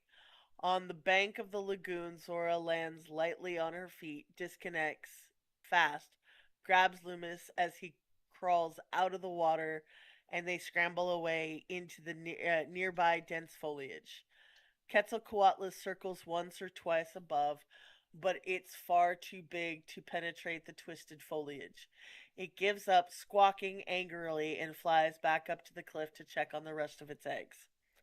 Loomis and Zora gulp air, cut, bleeding, and spent.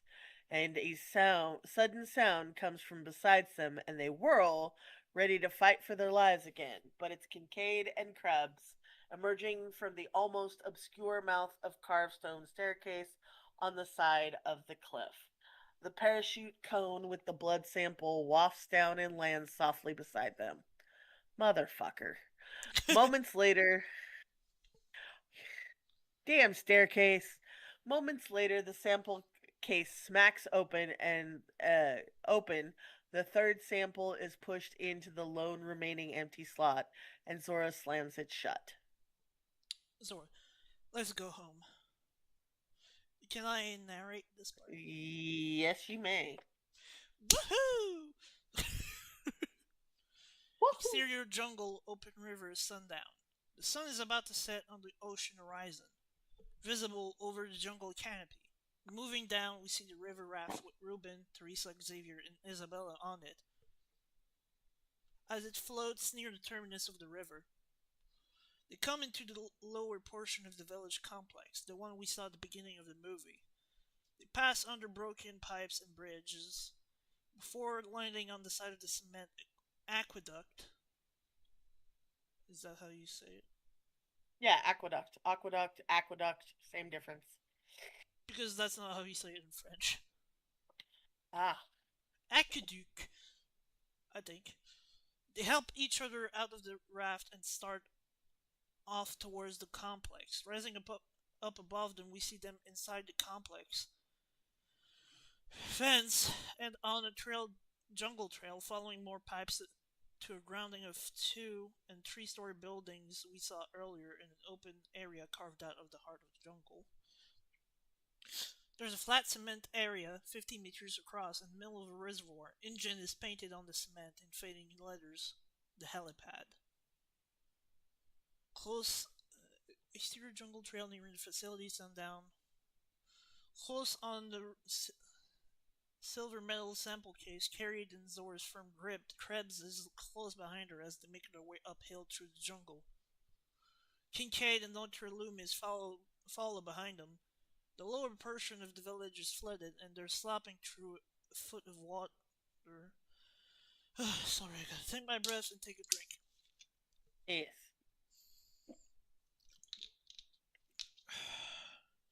Okay, I'm good. Visible up at the top of the building, visible up ahead, is started up a muddy incline. Zora sees something and bends down. Footprints. That's you. Yeah, that's me. Footprints. They crowd. They crowd around. Indeed, they are. She gets up and hurries ahead, shouting. Ruben, Teresa, hello? No answer. Krebs follows, but doesn't like it. Those could be anything. They could be animals. In Nikes, hello? Look, it's admirable that you keep trying, but Ruben, Teresa. She says Shut. hello to them, not to Krebs. Oh, hello? Hello? It's admirable that you keep trying, but Ruben, Teresa, the chances they survive the rocks are astronomical, much less the island at night. Ignoring him. Hello, Ruben? We'll get the pilot to make a low pass over the whole island while there's still light. Krebs. I think that's a very dangerous idea. I didn't ask. Hello? Behind them, Kincaid and Dr. Loomis aren't far back. Kincaid climbs into an old gantry platform to get a better view and looks through the binoculars again. Through the binoculars, he scans the village up ahead. He sees the laboratory building and helipad near it. Back on the ground. I can see the helipad. I can see the helipad. It's in the middle of that reservoir. He sweeps the binoculars across the village. No sign of the kids though. If they'd even know how to find this place. Kincaid jumps off the gantry and forges on. They would. They're sailors. They were on a month-long trip. They had to be strong and resourceful, right? I hope so. Bless America. God. At this point, America needs it. Yeah. Isabella, Teresa, can anybody hear me? Ruben! Far from far ahead, the voice calls back. Hello? They stop, look at each other, and take off, hurrying the rest of the way towards the complex. All of them except for Krabs, who lingers behind. Of I course, he wonder did. why. The Did you sun want me is to read? setting as Zora, Dr. Loomis, and KK come out of the trees into the village clearing. Sorry, I'm still reading. Sorry I cut you off. It's okay. Ruben, Teresa, Isabella, and Xavier are there already staggering toward them in the clearing. You made it! Oh God, you made it! Thank God you're alive. Zora takes over support of Ruben from Teresa, who's exhausted. I wonder Oh, why. excuse me. KK goes directly to Isabella, bending down in front of her, holding her by the arms. He's emotional. You okay? Are you okay? Isabella nods and KK blinks back tears. Teresa looks around, wild-eyed with anger. Where is he? Where is the son of a bitch? Who? He let me fall on purpose. He tried to kill her. Who? Who let you fall? Krebs. I'm gonna kill him. I'm gonna kill him. Settle down, all of you. They turn, Krebs is behind them. He holds the handgun he took off the dead soldier at the helicopter, not pointing it exactly, but for sure making them aware of it. The group turns, Isabella gasps, Ruben pulls her close, and Teresa rushes towards Krebs. Now he raises the gun. Kincaid stops Teresa. Love your spirit, but we don't rush the guy with the gun. You wanted me to die. What are what are you all talking about? I tried to catch you. You looked right at me and let me fall. She's lying. If she's lying, what do you need the gun for? Because she's hysterical. I'm homicidal. Okay, um, I still feel like they wrote that as if he intentionally let her fall, but at the end he did actually try to catch her. Yeah, he did. But he But knows he fucked still, up, so that's why I think he picked up the gun. yeah. Krebs snatches the sample case from Zora's hand. Hey, He backs away, now holding the gun on him. He takes the empty handcuff attached to the sample case and smacks it onto his own left wrist.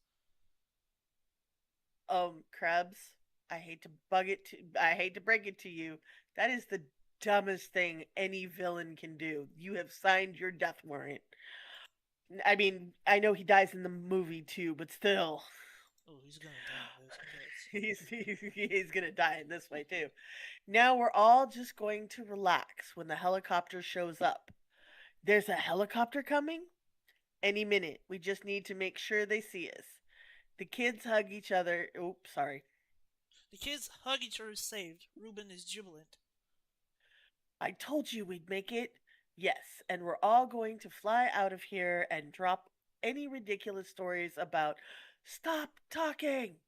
The little girl says it with such unaccustomed force and authority that they immediately do as they're told. We turn to her and she's pointing, her eyes wide again. They follow the direction of her trembling finger when we move around her, till we're behind her and can see what she sees. Two dinosaurs are crashed 20 feet away.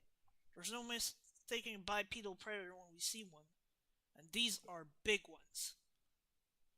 8 feet from nose to tail, they snarl. The group terrifies. The group freezes terrified. Please don't say that they're raptors. They're raptors. We're in there. The raptors snarl and hiss. They move to either side of the group and advance. Okay, so that's like in the trailer. Mm-hmm. Because in the trailer, this makes it. Like, please don't say they're raptors. They're raptors.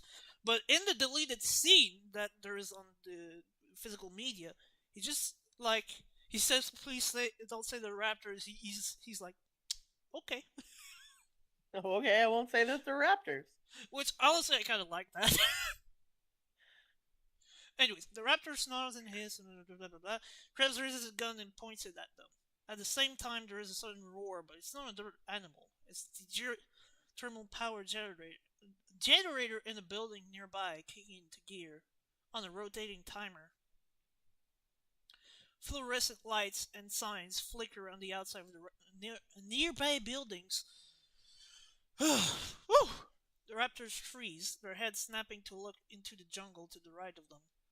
They let off a tiny whimper and run off at top speed. They disappear into the jungle, leaving the humans alone. Crab lowers his gun, pleased with himself. Yeah, you better run. What the fuck? That is not something you would hear. I would hear Krebs saying. I would. They were spooked by crabs. That doesn't seem right. Loomis looks around trying to figure it out. No, it wasn't the gun. Good luck. No, something else? There is a nearby rustling, and Aqualops, the little red-frilled dinosaur, scurries out of the jungle straight over to Isabella. It cowers her against her legs, trembling. Dolores! She scoops the animal up in her arms, and the others sigh in relief, even though Raptor's running away from Aqualops doesn't quite add up. She's so scared. More lights flicker around the village, the generator running a circuit. Cycling through the buildings, and in the general store, a sort of mini-mart, with gas pumps out front. There's a Jeep parked in front of it, a charging cable plugged into a charging outlet. Music plays from tiny speakers. What's music? Like elevator music? Oh. Just general background music. Loomis furrows his brow, then looks at the dusty sky. The sun went down. So, maybe this was their territory in the daytime, but it's something else's at night? Okay, From can we above. pause real quick? Yeah? I was going to say, can we pause real quick? Because I got to run to the bathroom. Yeah. I gotta go myself, so yeah. We'll be back, everybody.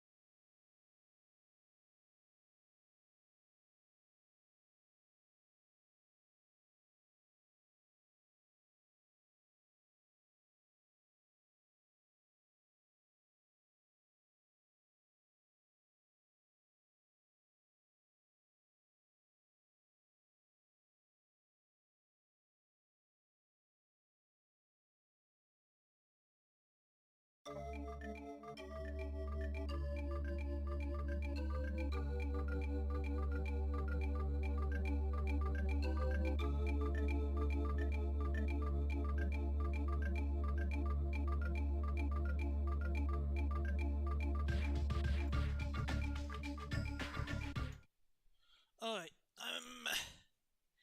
I am back. I'm still waiting on me cat, so I'm gonna chill with you guys for a little bit.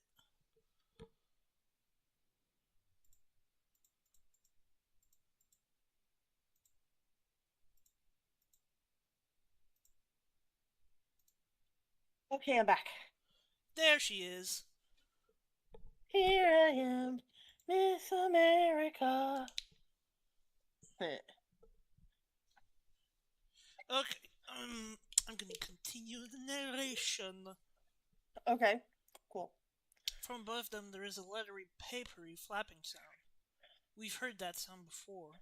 They all look up, and Mutadon, the horrible creature Xavier saw in the jungle, descends from the skies and lands right in the middle of them.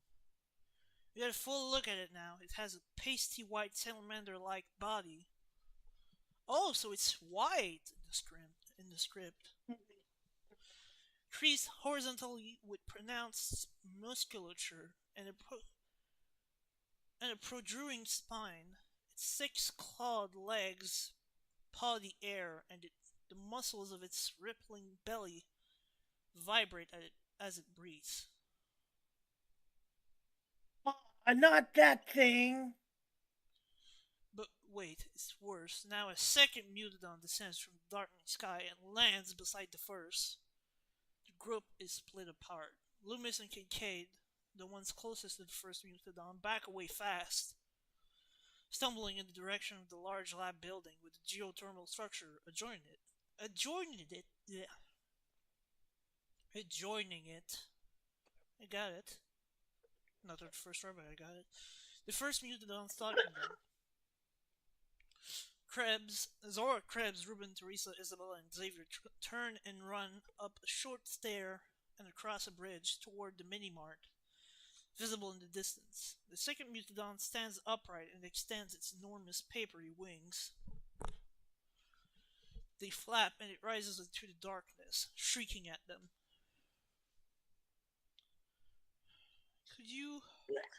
Could you narrate that part and I'll do the voices?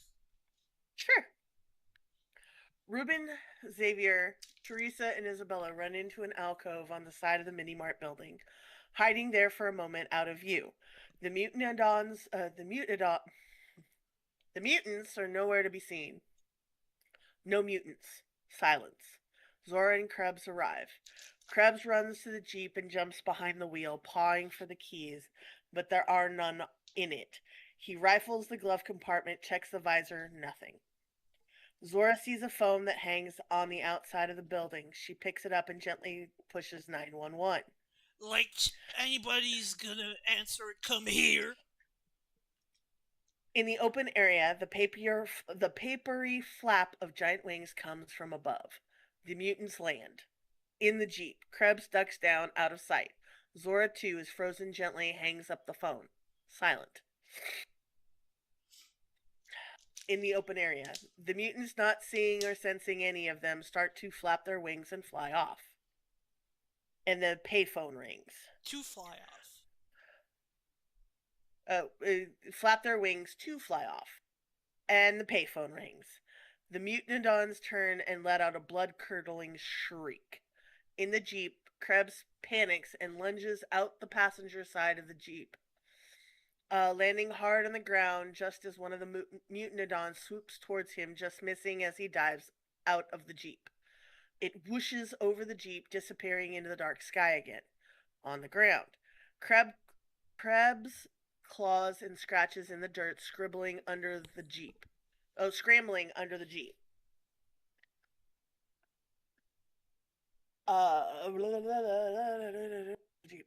Outside the mini mart, Ruben and the kids are frozen, breathless. But the second mutantodon spots them now and shrieks, taking wing towards them. Zora sees what's happening, and runs out into the opening shouting, "Hey, hey, over here!" The That's me. mutantodons. Oh, sorry. Hey, hey, over here. The mutantodon stops, turning on her. At the mini mart, the family takes advantage of the momentary distraction and races towards the doors to the mini mart. Zora dives back under the jeep with Krebs and the mutantodons split up, one racing towards the mini mart, the other towards the jeep. They half run, half fly, their claws dragging furrows in the dirt under the jeep. Get to the middle. She and Krebs get as far under the car as they can as the first mutantodon snarling and digging in from the side. Okay, in this version, the mutants are much of a cooler creature considering its 6 legs. yeah, it looks more like an actual mutant from the description instead of whatever we got, Whatever the hell we got. which I didn't Um, like. hmm We race towards Ruben and the kids as they bolt for the front doors of the mini mart. They reach them just before we do, run inside and slam them shut. The second mutantodon slams into the doors.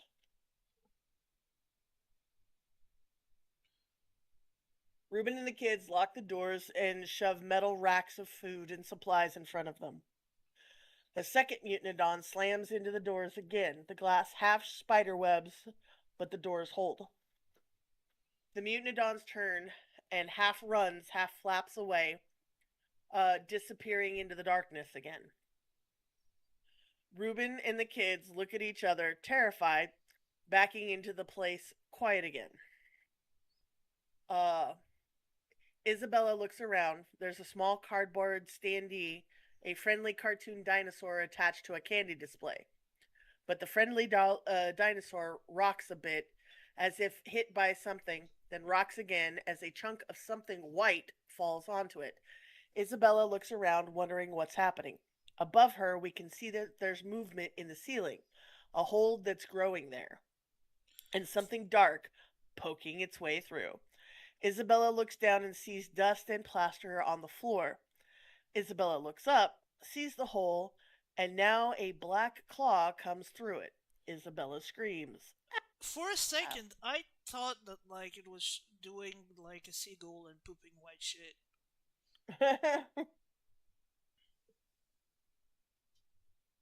The others whirl and look up. In the ceiling, the mutantodon is frantically clawing a hole through the drywall. And now both claws come out of the hole, and the thing's head, and it shrieks at them. Reuben looks around and spots something.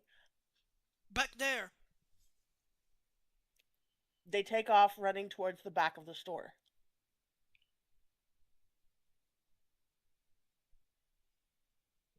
Oh, I'm dumb. What do you mean? I'm reading the narration. You're not. The mutantodon slithers its body through the widening hole in the ceiling and lands hard on the floor, flat on its belly. The mutantodon shrieks and stands and thrashes around, knocking over shelves and displays, stepping on a sealed pack of some red energy drink that's fallen to the floor. The bottles explode under its foot, spraying red everywhere. I think it's Mountain Dew in the final version. Mm-hmm. Product placement. Yeah. The mutantodon senses they're here, but where? It walks down the rows of old snacks and supplies. We move with we move with it down the rows, seeing nothing, till Reuben's head peeks out from behind a stack of boxes at the back of the store and quickly ducks back again. Reuben and Isabella hold on to each other. Was it Frozen in Fear? Frozen Silent. Frozen Silent. Aquilops shivers in Isabella's arms and holds as she holds it tight. Behind them, Xavier and Teresa are doing the same.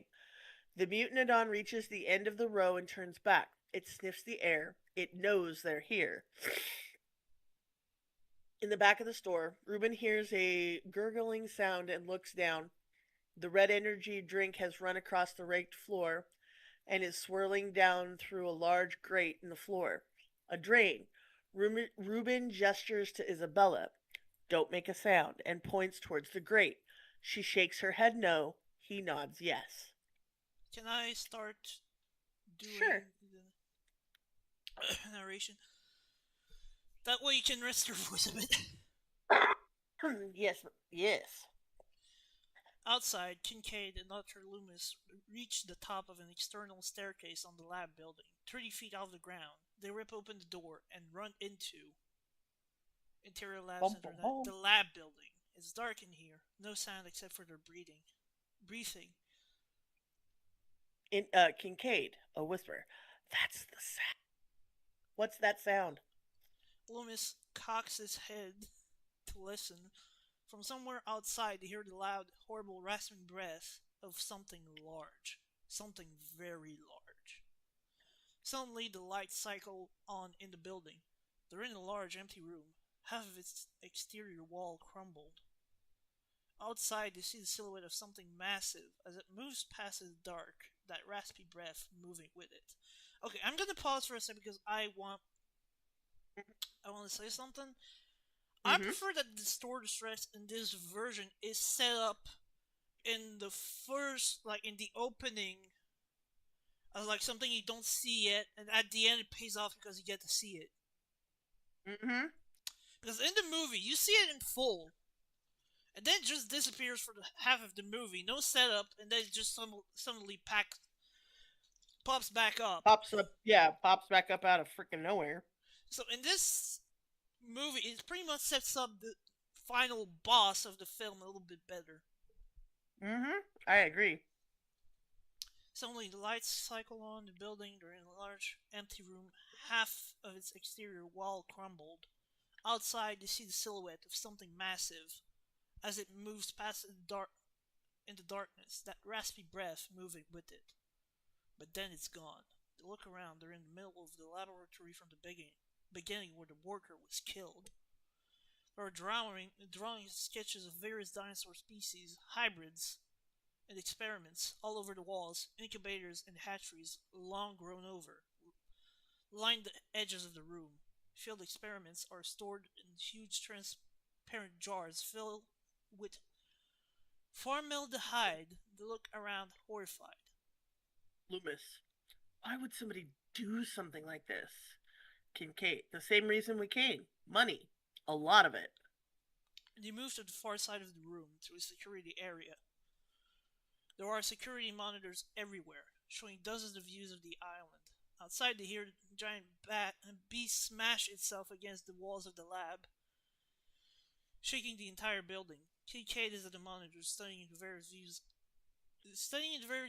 searching. On one monitor, he sees a camera inside the mini mart where Ruben is huddled with the kids and the mutadon is searching for the family. Ruben and the kids. They're in there. Okay, that's different from the movie. There wasn't any Mm-hmm. surveillance. Loomis joins him, seeing another monitor. Look, a boat on the launch. Or were there cameras? Because I do remember seeing them seeing a boat. I don't remember. But Mm-hmm. Kincaid's thrown up by the monitor where he sees the mutadon. We have to get to them. Suddenly, lights from outside play across the room, and there's a familiar engine sound from outside. The helicopter. They look back down at the monitors. On the one, they see the incoming helicopter begin to circle, looking for signs of life. Get their attention, and we'll make them wait. I'm not leaving without the others. Ooh, only 20 more pages left. I know. I saw that. He takes off through a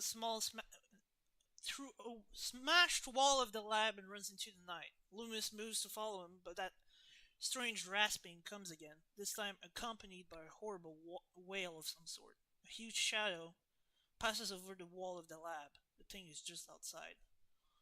Loomis freezes, momentarily trapped here. On the monitor, the lights of the helicopter draw closer, but he's stuck for the moment. Omitted. I wonder what these were. Mm. Exterior, back in the clearing, the first mutadon snaps at Zora and Krebs, who are shoved together underneath the car. The Mutadon is flat on its belly, trying to claw and crawl under the car. But its body is just barely too thick. The car rocks on its chassis and it claws Chassis. at them. As it claws at them. Drink time. Ah! Zora and Krebs move away to the other side of the car, but we watch the Mutadon feet scurry lizard quick around the car to the other side and snap at them from there.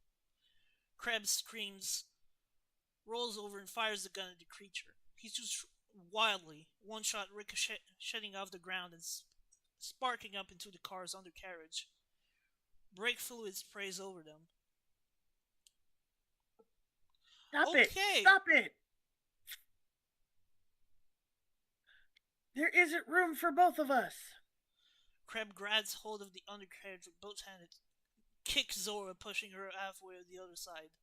Oh, okay, he's now back at being a bastard. Mm-hmm. Okay, that's your turn. Oh, hey! Mutadon scurries around to that side, nearly getting her, but she wraps her arms around the tire and spins herself back under the car just in time. Krebs aims the gun at her. Get out! But she kicks it out of his hand and it flies out under the car. He tries desperately to shove her out, but Zora pushes back both feet in his chest. Krebs paused for purchase. What does that mean? Is he buying something? Trying to get a hold. But she's stronger than he is, and she pushes him toward the other side. The silver case, handcuffed to his arm, is exposed for a moment, and the Mutadon's jaw snaps shut on it. Haha. Krebs screams as he's dragged out from under the car by the case in the Mutadon's teeth. Zora gets him pulled all the way out, then lifted up into the air, his feet leaving the ground, and then he slams back into the ground again. Krebs momentarily frees back up against the side of the car, right next to the open flap for the gas tank, which has a car keys in it. His eyes light up. Zora under the car hears frantic shouting and scrambling as Krebs gets to his feet. The Mutadon shrieks and comes in for another pass, and the car rocks. Then the engine roars to life. The Jeep drives away, leaving her exposed. She grabs the gun. Krebs drops and rolls immediately into the foliage, cutting the hell out of herself as she wriggles in among the sharp-edged ferns. The Mutadon doesn't see her for the moment. Could you do the narration? I'm a bit. Sure. Let me finish chewing.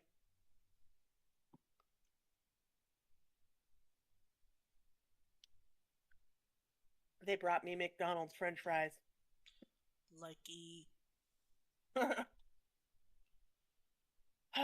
Mutadon in the mini mart roars and shrieks, running towards the back of the store where Ruben and the kids are hiding.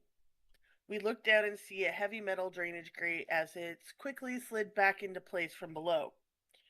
The Mutadons look down at it and shrieks. Several pairs of eyes look back up at it. Through the grate. Wait, what? The Mutadon lunges itself at the grate, but it can't get through. The eyes disappear as Ruben and the kids take off further into the tunnel. They hit under, remember? Oh, yeah, that's right. Thwarted, the Mutadon shrieks, turns, and flaps back up through the hole in the ceiling into the night sky.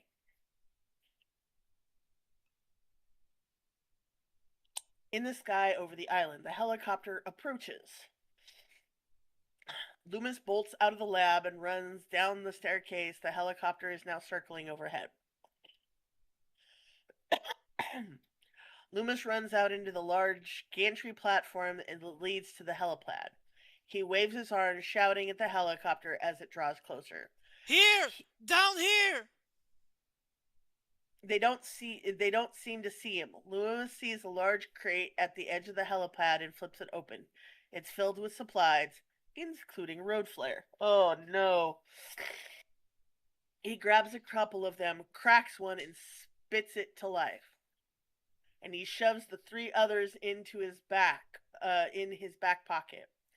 He throws the burning flare into the air, revealing the Distortus Rex. It has a stiff, bloated legs that Mhm. sink into the earth when it walks, a colossal, misshapen head that it can barely keep aloft, and a hideous roar. Loomis. Oh God. He waves his arms frantically at the sky, shouting and pointing in the direction of the Distortus. Up in the helicopter, Distortus is hidden by smoke and mist, but the pilot spots Loomis below. There! He banks, circling towards Loomis.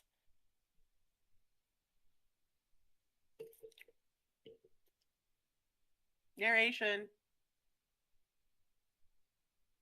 Oh, you Oh, want me to that's do the me. narration? I'm dumb. No, I'm dumb. It's fine. It's fine. It's fine.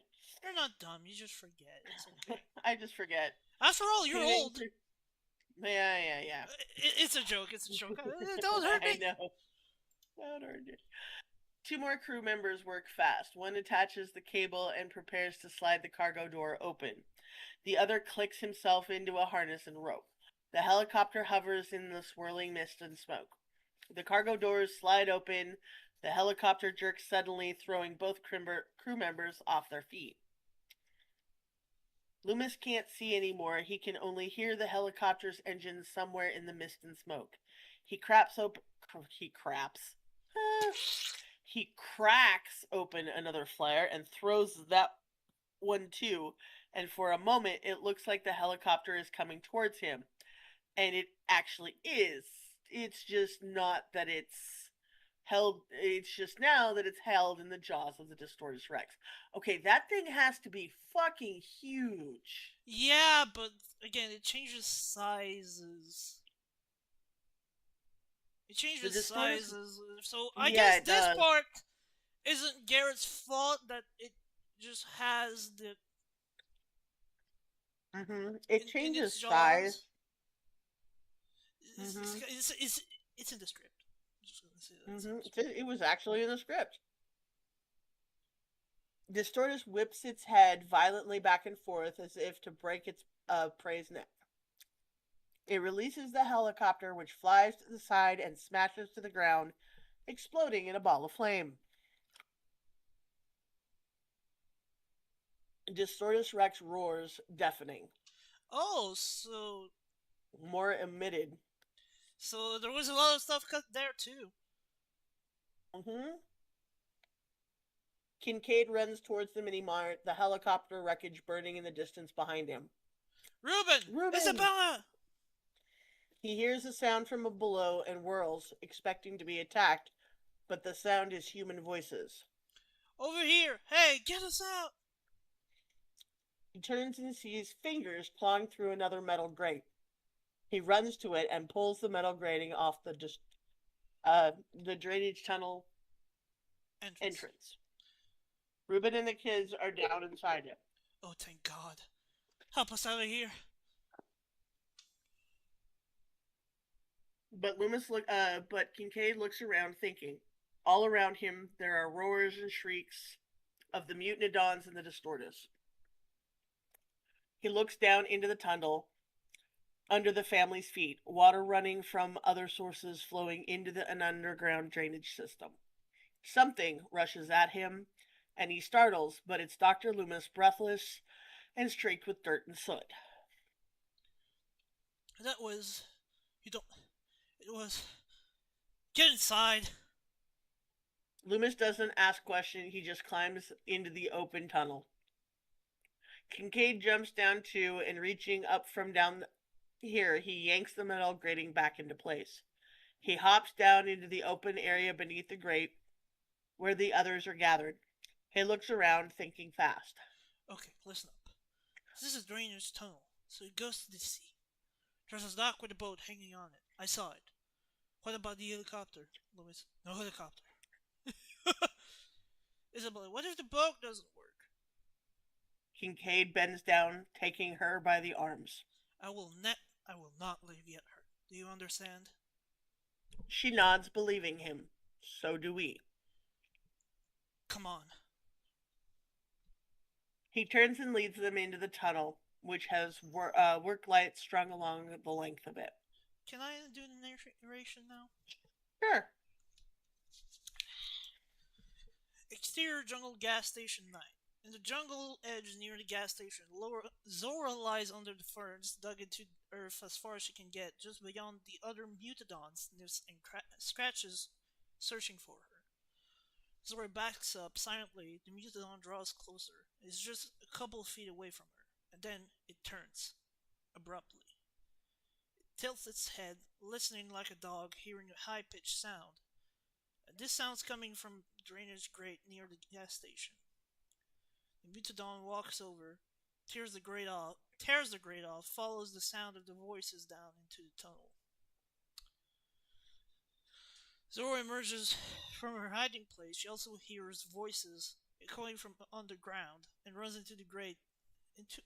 Runs over to the grate the mutadon just enters. She hears voices faintly from below. She considers her choices. She does not love them. I think that was supposed to be she doesn't leave them. Oh, she considers her choices. She doesn't love her choices. Never mind.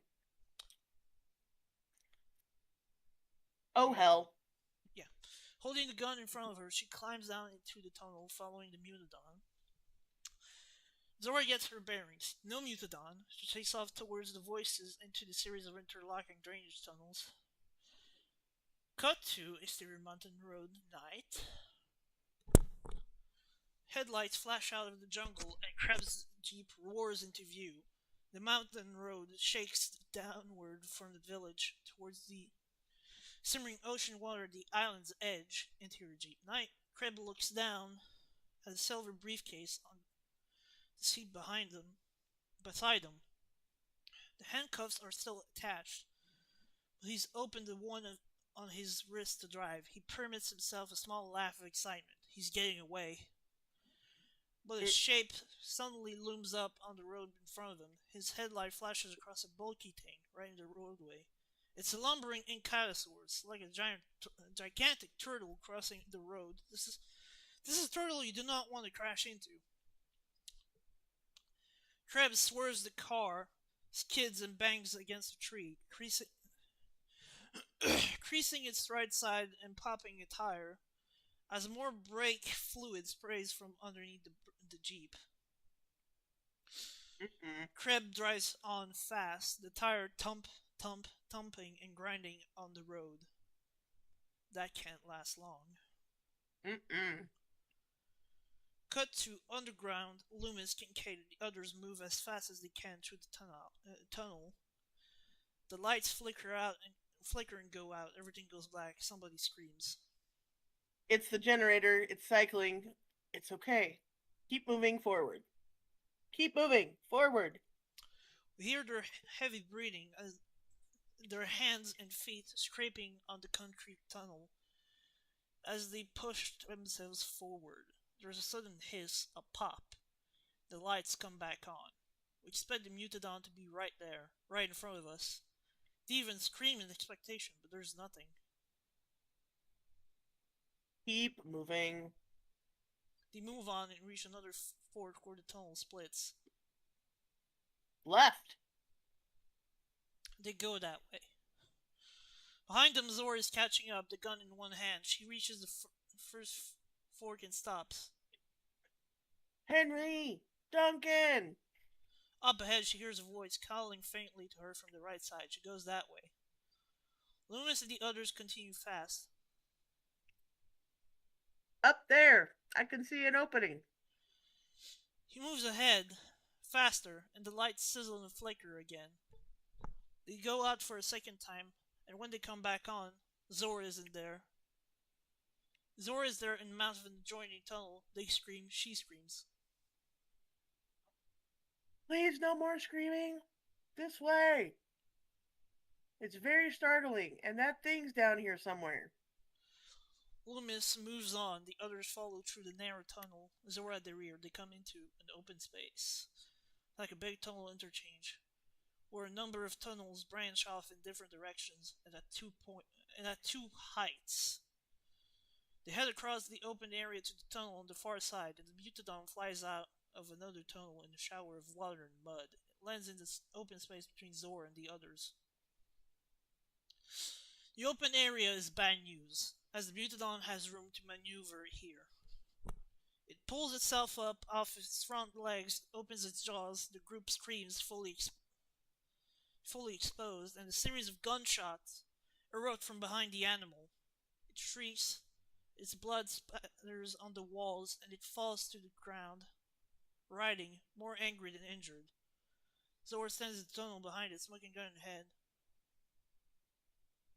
Go! I got it! The injured Mutadon trashes at them, his jaws snapping, just an inch short of Dr. Loomis. I'll find you! The others take off, scrambling away into the tunnel. The Mutadon turns on Zora, shrieking. She fires 2 more gunshots into it before her gun goes dry. Bummer. She turns and dives into another open tunnel. The Mutadon is too big to get through this narrow tunnel mouth, but it flaps its wings once, launching itself up to another tunnel above the first one, and it wriggles in pursuing her. A flat tire, now rolling completely on exposed rim, sparks and shrieks as the runaway jeep careens down the mountain road. Behind the wheel, Krebs holds on for dear life, trying like hell to stay on the road, but now the brakes have gone useless too. Up ahead, you can see the moonlight Glinting off the sea. Yeah, sorry, I gotta catch my breath. Drink time. Mm-hmm. Glinting off the sea and the rough outline of the boat structure. Interior drainage tunnel night. Down the drainage tunnel, the group sees light up ahead. Just up there.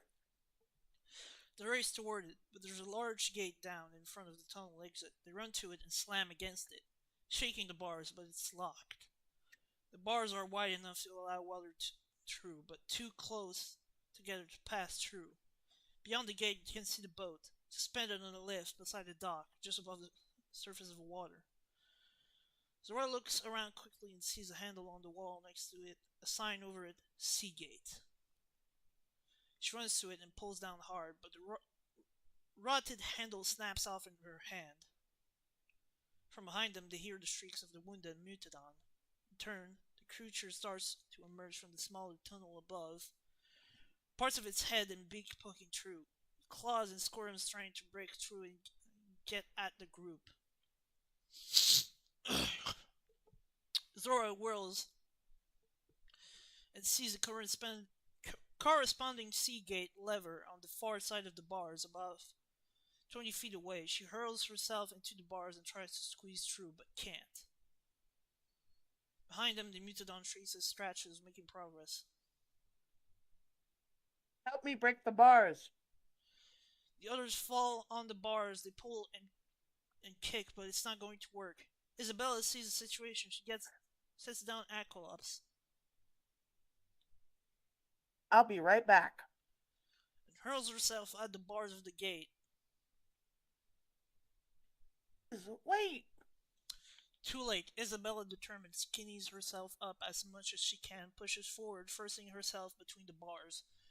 She cries out as she drags her head through. The injured Mutadon begins to get the top part of its body through the hole nearby, and Isabella pops through the other side. She gets to the C handle and gives it a hard pull down. The gate begins to rise, giving off the awful shriek of rusted metal and gears, and lights flicker to life. The gate gets a couple of feet off the ground and gets stuck, groaning and shuddering there. Thunder! They all dive to the ground and roll under the gate. Zora pops up on the other side and runs to the handle. She gives it a hard shove back into the upright position. The gate stops, groaning, but doesn't close. Okay, this is different Mm-hmm. than in the final scene of the movie.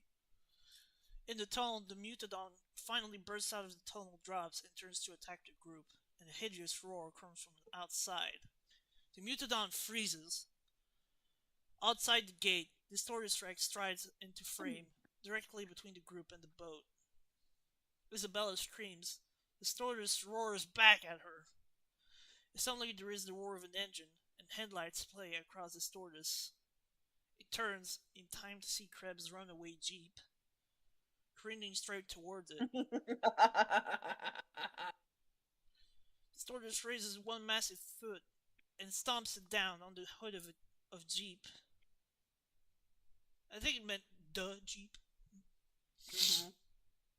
Stopping in its tracks and crumpling the front end of the Jeep underneath it. Krebs stands up in the Jeep, clutching the silver case, eyes wide, looking up at the thing in all its terrifying glory. He screams. Distortus snaps its head forward, its massive, misshapen head, enclosing Krebs completely. It picks him up off the ground and shakes him like a rag doll. Okay, his death is different. In the movie, it just picks him up and just bites him off like a piece of beef jerky, while in this, it just shakes him like a rag doll. Krebs' limbs fly in several directions while Distortus is distracted. Zor slams the Seagate handle into place one last time, and the gate finally descends. It slams shut as the advancing Mutadon crosses up against it, shrieking. The group turns and runs for the boat, as Distortus tosses its head back to the last of Krebs down its throat. Yeah, the last of Krebs down its throat. Running towards the boat, Zora sees a glint of silver in the moonlight. The sample case, still in the grip of Krebs' now severed arm. She pries his fingers from around the handle, grabs it, and takes off for the boat with the others. Exterior pontoon next to beach night. They reach the end of a path that leads to the dock and race out onto it. Zora reaches the end of the pier first, where the boat is suspended over the water by wires. She shoves the sample case into Loomis's hands and shouts to Ruben. See if you can lower the boat. The hoist control, right there. She points to a yellow box with controls on it, and Ruben runs over to it, flipping a few switches, trying to get it to work. He hits a series of switches, and the lift grinds into gear, starting to lower the boat. But as it lowers, turns on a spotlight on its top. The light! Turn off the light! And Distortus returns. It wades into shallow water in an L-shaped part of the dock, and bellows not 20 feet away from them. They're trapped on the dock, unable to go back without running right past the massive creature. They will not survive this. Kincaid, at the rear of the group and closer to shore, looks at the group. And then Isabella, she turns and looks up at him, tearing her eyes. Kincaid makes a decision. Don't wait. No matter what. Do not wait. You forgot this part. Oh. Won't let you get hurt. Oh, sorry. He turns and grabs the two remaining flares from Loomis's back pocket and backs away from the group. Zora turns, seeing what he's doing, and he shouts to her. Don't wait. No matter what. Do not wait. Duncan, wait. What the hell are you doing? Ruben, still lowering the boat, shouts to Kincaid. Don't. Stay with us. Too late. Kincaid cracks. Again with crap! I did the same thing. Don't worry about it. Kincaid cracks open a flare, shouts at Distortus. Hey! Down here! I'm down here! And dives into the water with the flare. The Distortus pivots away from the group on the pier and bellows at the now moving flare, still visible under water. Duncan! Surfacing. Worry about you! He's fully committed now, slogging through the waist-high water as fast as he can towards the mangroves. It works. Distortus follows him, roaring at the end of the pier. The lift stops, grinding to a halt. Okay. At the at the end of the. Oh, it's stuck. He bangs at the switches, trying to restart it. Zora grabs a chunk of steel pipe and starts banging on the rusted chain, trying to break it and free the boat. The chain snaps and the boat drops into the water with a tremendous splash. Zora shouts to the others. Get in the boat. Loomis gestures to the darkness, where they can hear the stewardess crashing after Kincaid roaring. We can't just leave him. Get in the boat. You take the helm. They all jump in. Ruben slices behind the wheel, shouting to Teresa. Prime the engines. Pump handle by the fuel tanks. Teresa runs to the rear tanks and pumps a priming lever hard. Zora helps the others in, working fast. She steals into the darkness, hoping to see Kincaid. Exterior mangroves night. One second. Ooh. You want me to take over? No, I can't do it. We've only got like 5 pages left, my dude. 6. 6. Exterior mangroves night. In the mangroves, Kincaid slouches along as fast as he can, burning flare in hand, pushing it through the dense growth. The stewardess isn't far behind him, but the density of the mangrove slows it down, and Kincaid puts some distance between them. He stops, gulping air, and looks behind him. The stewardess is gone. He starts moving again, a different angle from how he came in, pushing back in the direction of the beach. As fast as he can, he's getting closer to the clangs. He reaches a break in the mangroves, and there's 2 distinct paths there. One leads left and the others to the right. From somewhere nearby, the stewardess roars, but it seems to come from all around him. Kincaid hesitates for a second, then makes his choice. He starts down the right path. Then changes his mind. He takes the left one instead.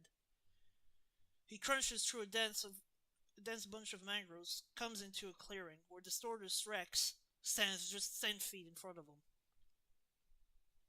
Stares down at him. Kincaid freezes, trapped. He looks up at the gigantic thing. In his hand, the flare shudders and dies. Bad luck. The stewardess roars and snaps his head forward, just as Kincaid dives to the side into the deep water. He disappears under the surface. The stewardess looks around for him for a moment, then plunges his head into the water after him. It trashes violently, ripping and tearing at whatever's under the surface. Foam, water, and mud fly everywhere. Mercifully, we don't see the rest. Cut to exterior. So, yeah. Go Cut ahead. to exterior point 29 to the beach night. Blah blah blah blah blah blah blah. You can tell I'm tired. Zora, Yeah. the last one left on the dock, takes one final look back. Duncan! Behind the helm, Ruben struggles with the choke and throttle, trying to get to the groaning engine to start. Come on, come on! A roar comes from behind him, and the stewardess bursts back out of the trees at the shore again. Duncan! But Duncan can't answer. Zora, finding back Kira's, turns and leaps off the dock, landing in the boat. The stewardess wades into the water after them roaring. Duncan! Of course there is no answer. Ruben manages the right combination of choke and throttle. The engine roars for life. He turns and looks back. The stewardess comes closer. Hold on, sorry.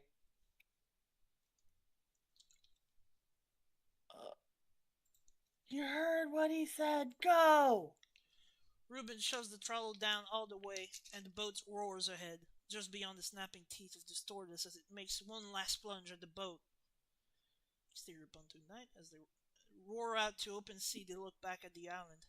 The stewardess Rex crouches on its hind legs, swinging its truck side's head all the way aloft and walls to the heavens. The bizarre roar echoes over the water. Exterior open sea night. Under bright moonlight, the boat cruises out to sea, leaving the island behind it. They are a devastated bunch. Ruben pilots with Xavier and Teresa on one of the bench seats. completely drained, Xavier has laid down, his head in Teresa's lap, and she strokes his hair gently. Aw. Ruben sees this. Teresa looks and catches up with him. Take good care. Always. Ruben turns and takes a look at Isabella on the seat next to him. You okay, honey? I'm okay, Daddy. She cradles Aquabs, which is now cooing on her. At her. Why Dolores? It means sorrows, but she's had enough. So have we, kid. He pulls her close. At the rear of the boat, Zora and Dr. Loomis are slumped. At the rear bench, depleted, Zora looks back at the island receding in the night. He saved us. Six No, no, no, people. no, no, no, That's no. a... Sorry. Oh, whoops. I'm Right here. sorry. Yep, I saw it. I was reading ahead. I'm sorry. Zora turns back, devastated. He saved us. 6 people. That's a lot of lives. He'll be okay. He's always okay. But even she might not believe that. Loomis just nods. No need to argue the point. Zora looks down at the silver case, streaked with crab's blood. She turns to Loomis. Who do you want to give that to? You decide. Everybody. We give it to everybody. Loomis nods. A pod of dolphins falls in beside the boat, landing and sporting in the silver-lit sea, escorting back to the world. Alternate ending? Uh-huh. So they went with the alternate ending. Wait. Go back. Yeah, but we all know that's the better ending right there. Yeah, that Duncan dies. Alright, let's read the alternate ending and we'll decide. Do you want me to switch? Yeah. Okay. Exterior open sea night. Under the moonlight, the boat races away from the shore. Ruben pilots the kids in the front with him. Loomis and Zora are in the back rail, studying the shore for any sign of Kincaid. Duncan! But there's no answer. Loomis looks at her, accepting the worst. I'm sorry. Zora keeps studying the shoreline, refusing to give up. He saved us. 6 people. That's a lot of lives.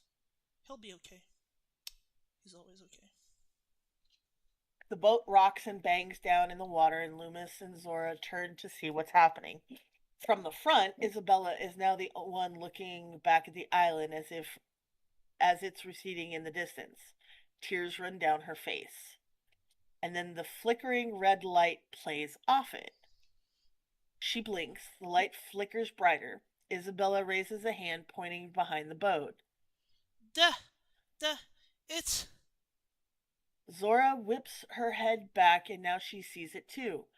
A red flare waving back and forth in the air, just a few feet above the surface of the water, a couple of yards behind them. Zora, told ya! Ruben, turn around! Ruben cranks the wheel, and the boat roars around, kicking up a rooster tail of water. Zora flicks on a spotlight and spins it to the water ahead of them. Duncan Kincaid is in the water, swimming like hell, with one arm waving the flare over his head with the other. The light splashes across him. Minutes later, Kincaid drops onto a bench in the boat, soaking wet but alive, as they glide away from the island for good this time. They are an utterly depleted bunch. Kincaid exchanges an exhausted smile with Zora. She smiles back. How the hell did we get out of that one? Xavier and Teresa fall onto one of the bench's seats. Xavier flops over, his head in Teresa's lap. Ruben sees it and smiles, exhausted. Wait, Okay, Teresa, so that's the same shit as before. Why Dolores? Yeah. Fade out. But I prefer the other one. Where he dies. Yeah, because it's full circle. Yeah, it is for... So, yeah, that was the ending. Not the ending, but that was the script for Jurassic World Rebirth. And as you can see, there is a lot of There differences. is a lot of there are a lot of differences. I will actually have to go back and watch Rebirth again now, just to see how much differences there are.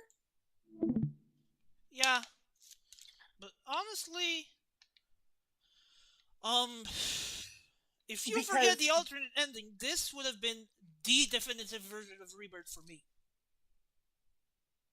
This would be the fair. definitive Rebirth version for me. Like, it does a whole lot things better. Just Mhm. fuck, man. Yeah, Why did we exactly. get that? Get. Oh my god. I know, right? And honestly, I am scared to know what they were gonna do with Jurassic 8 if we get it due to a whole lot of legal things that's happening because of book rights and shit. Yeah. And please I let mean, it be a different director. yeah.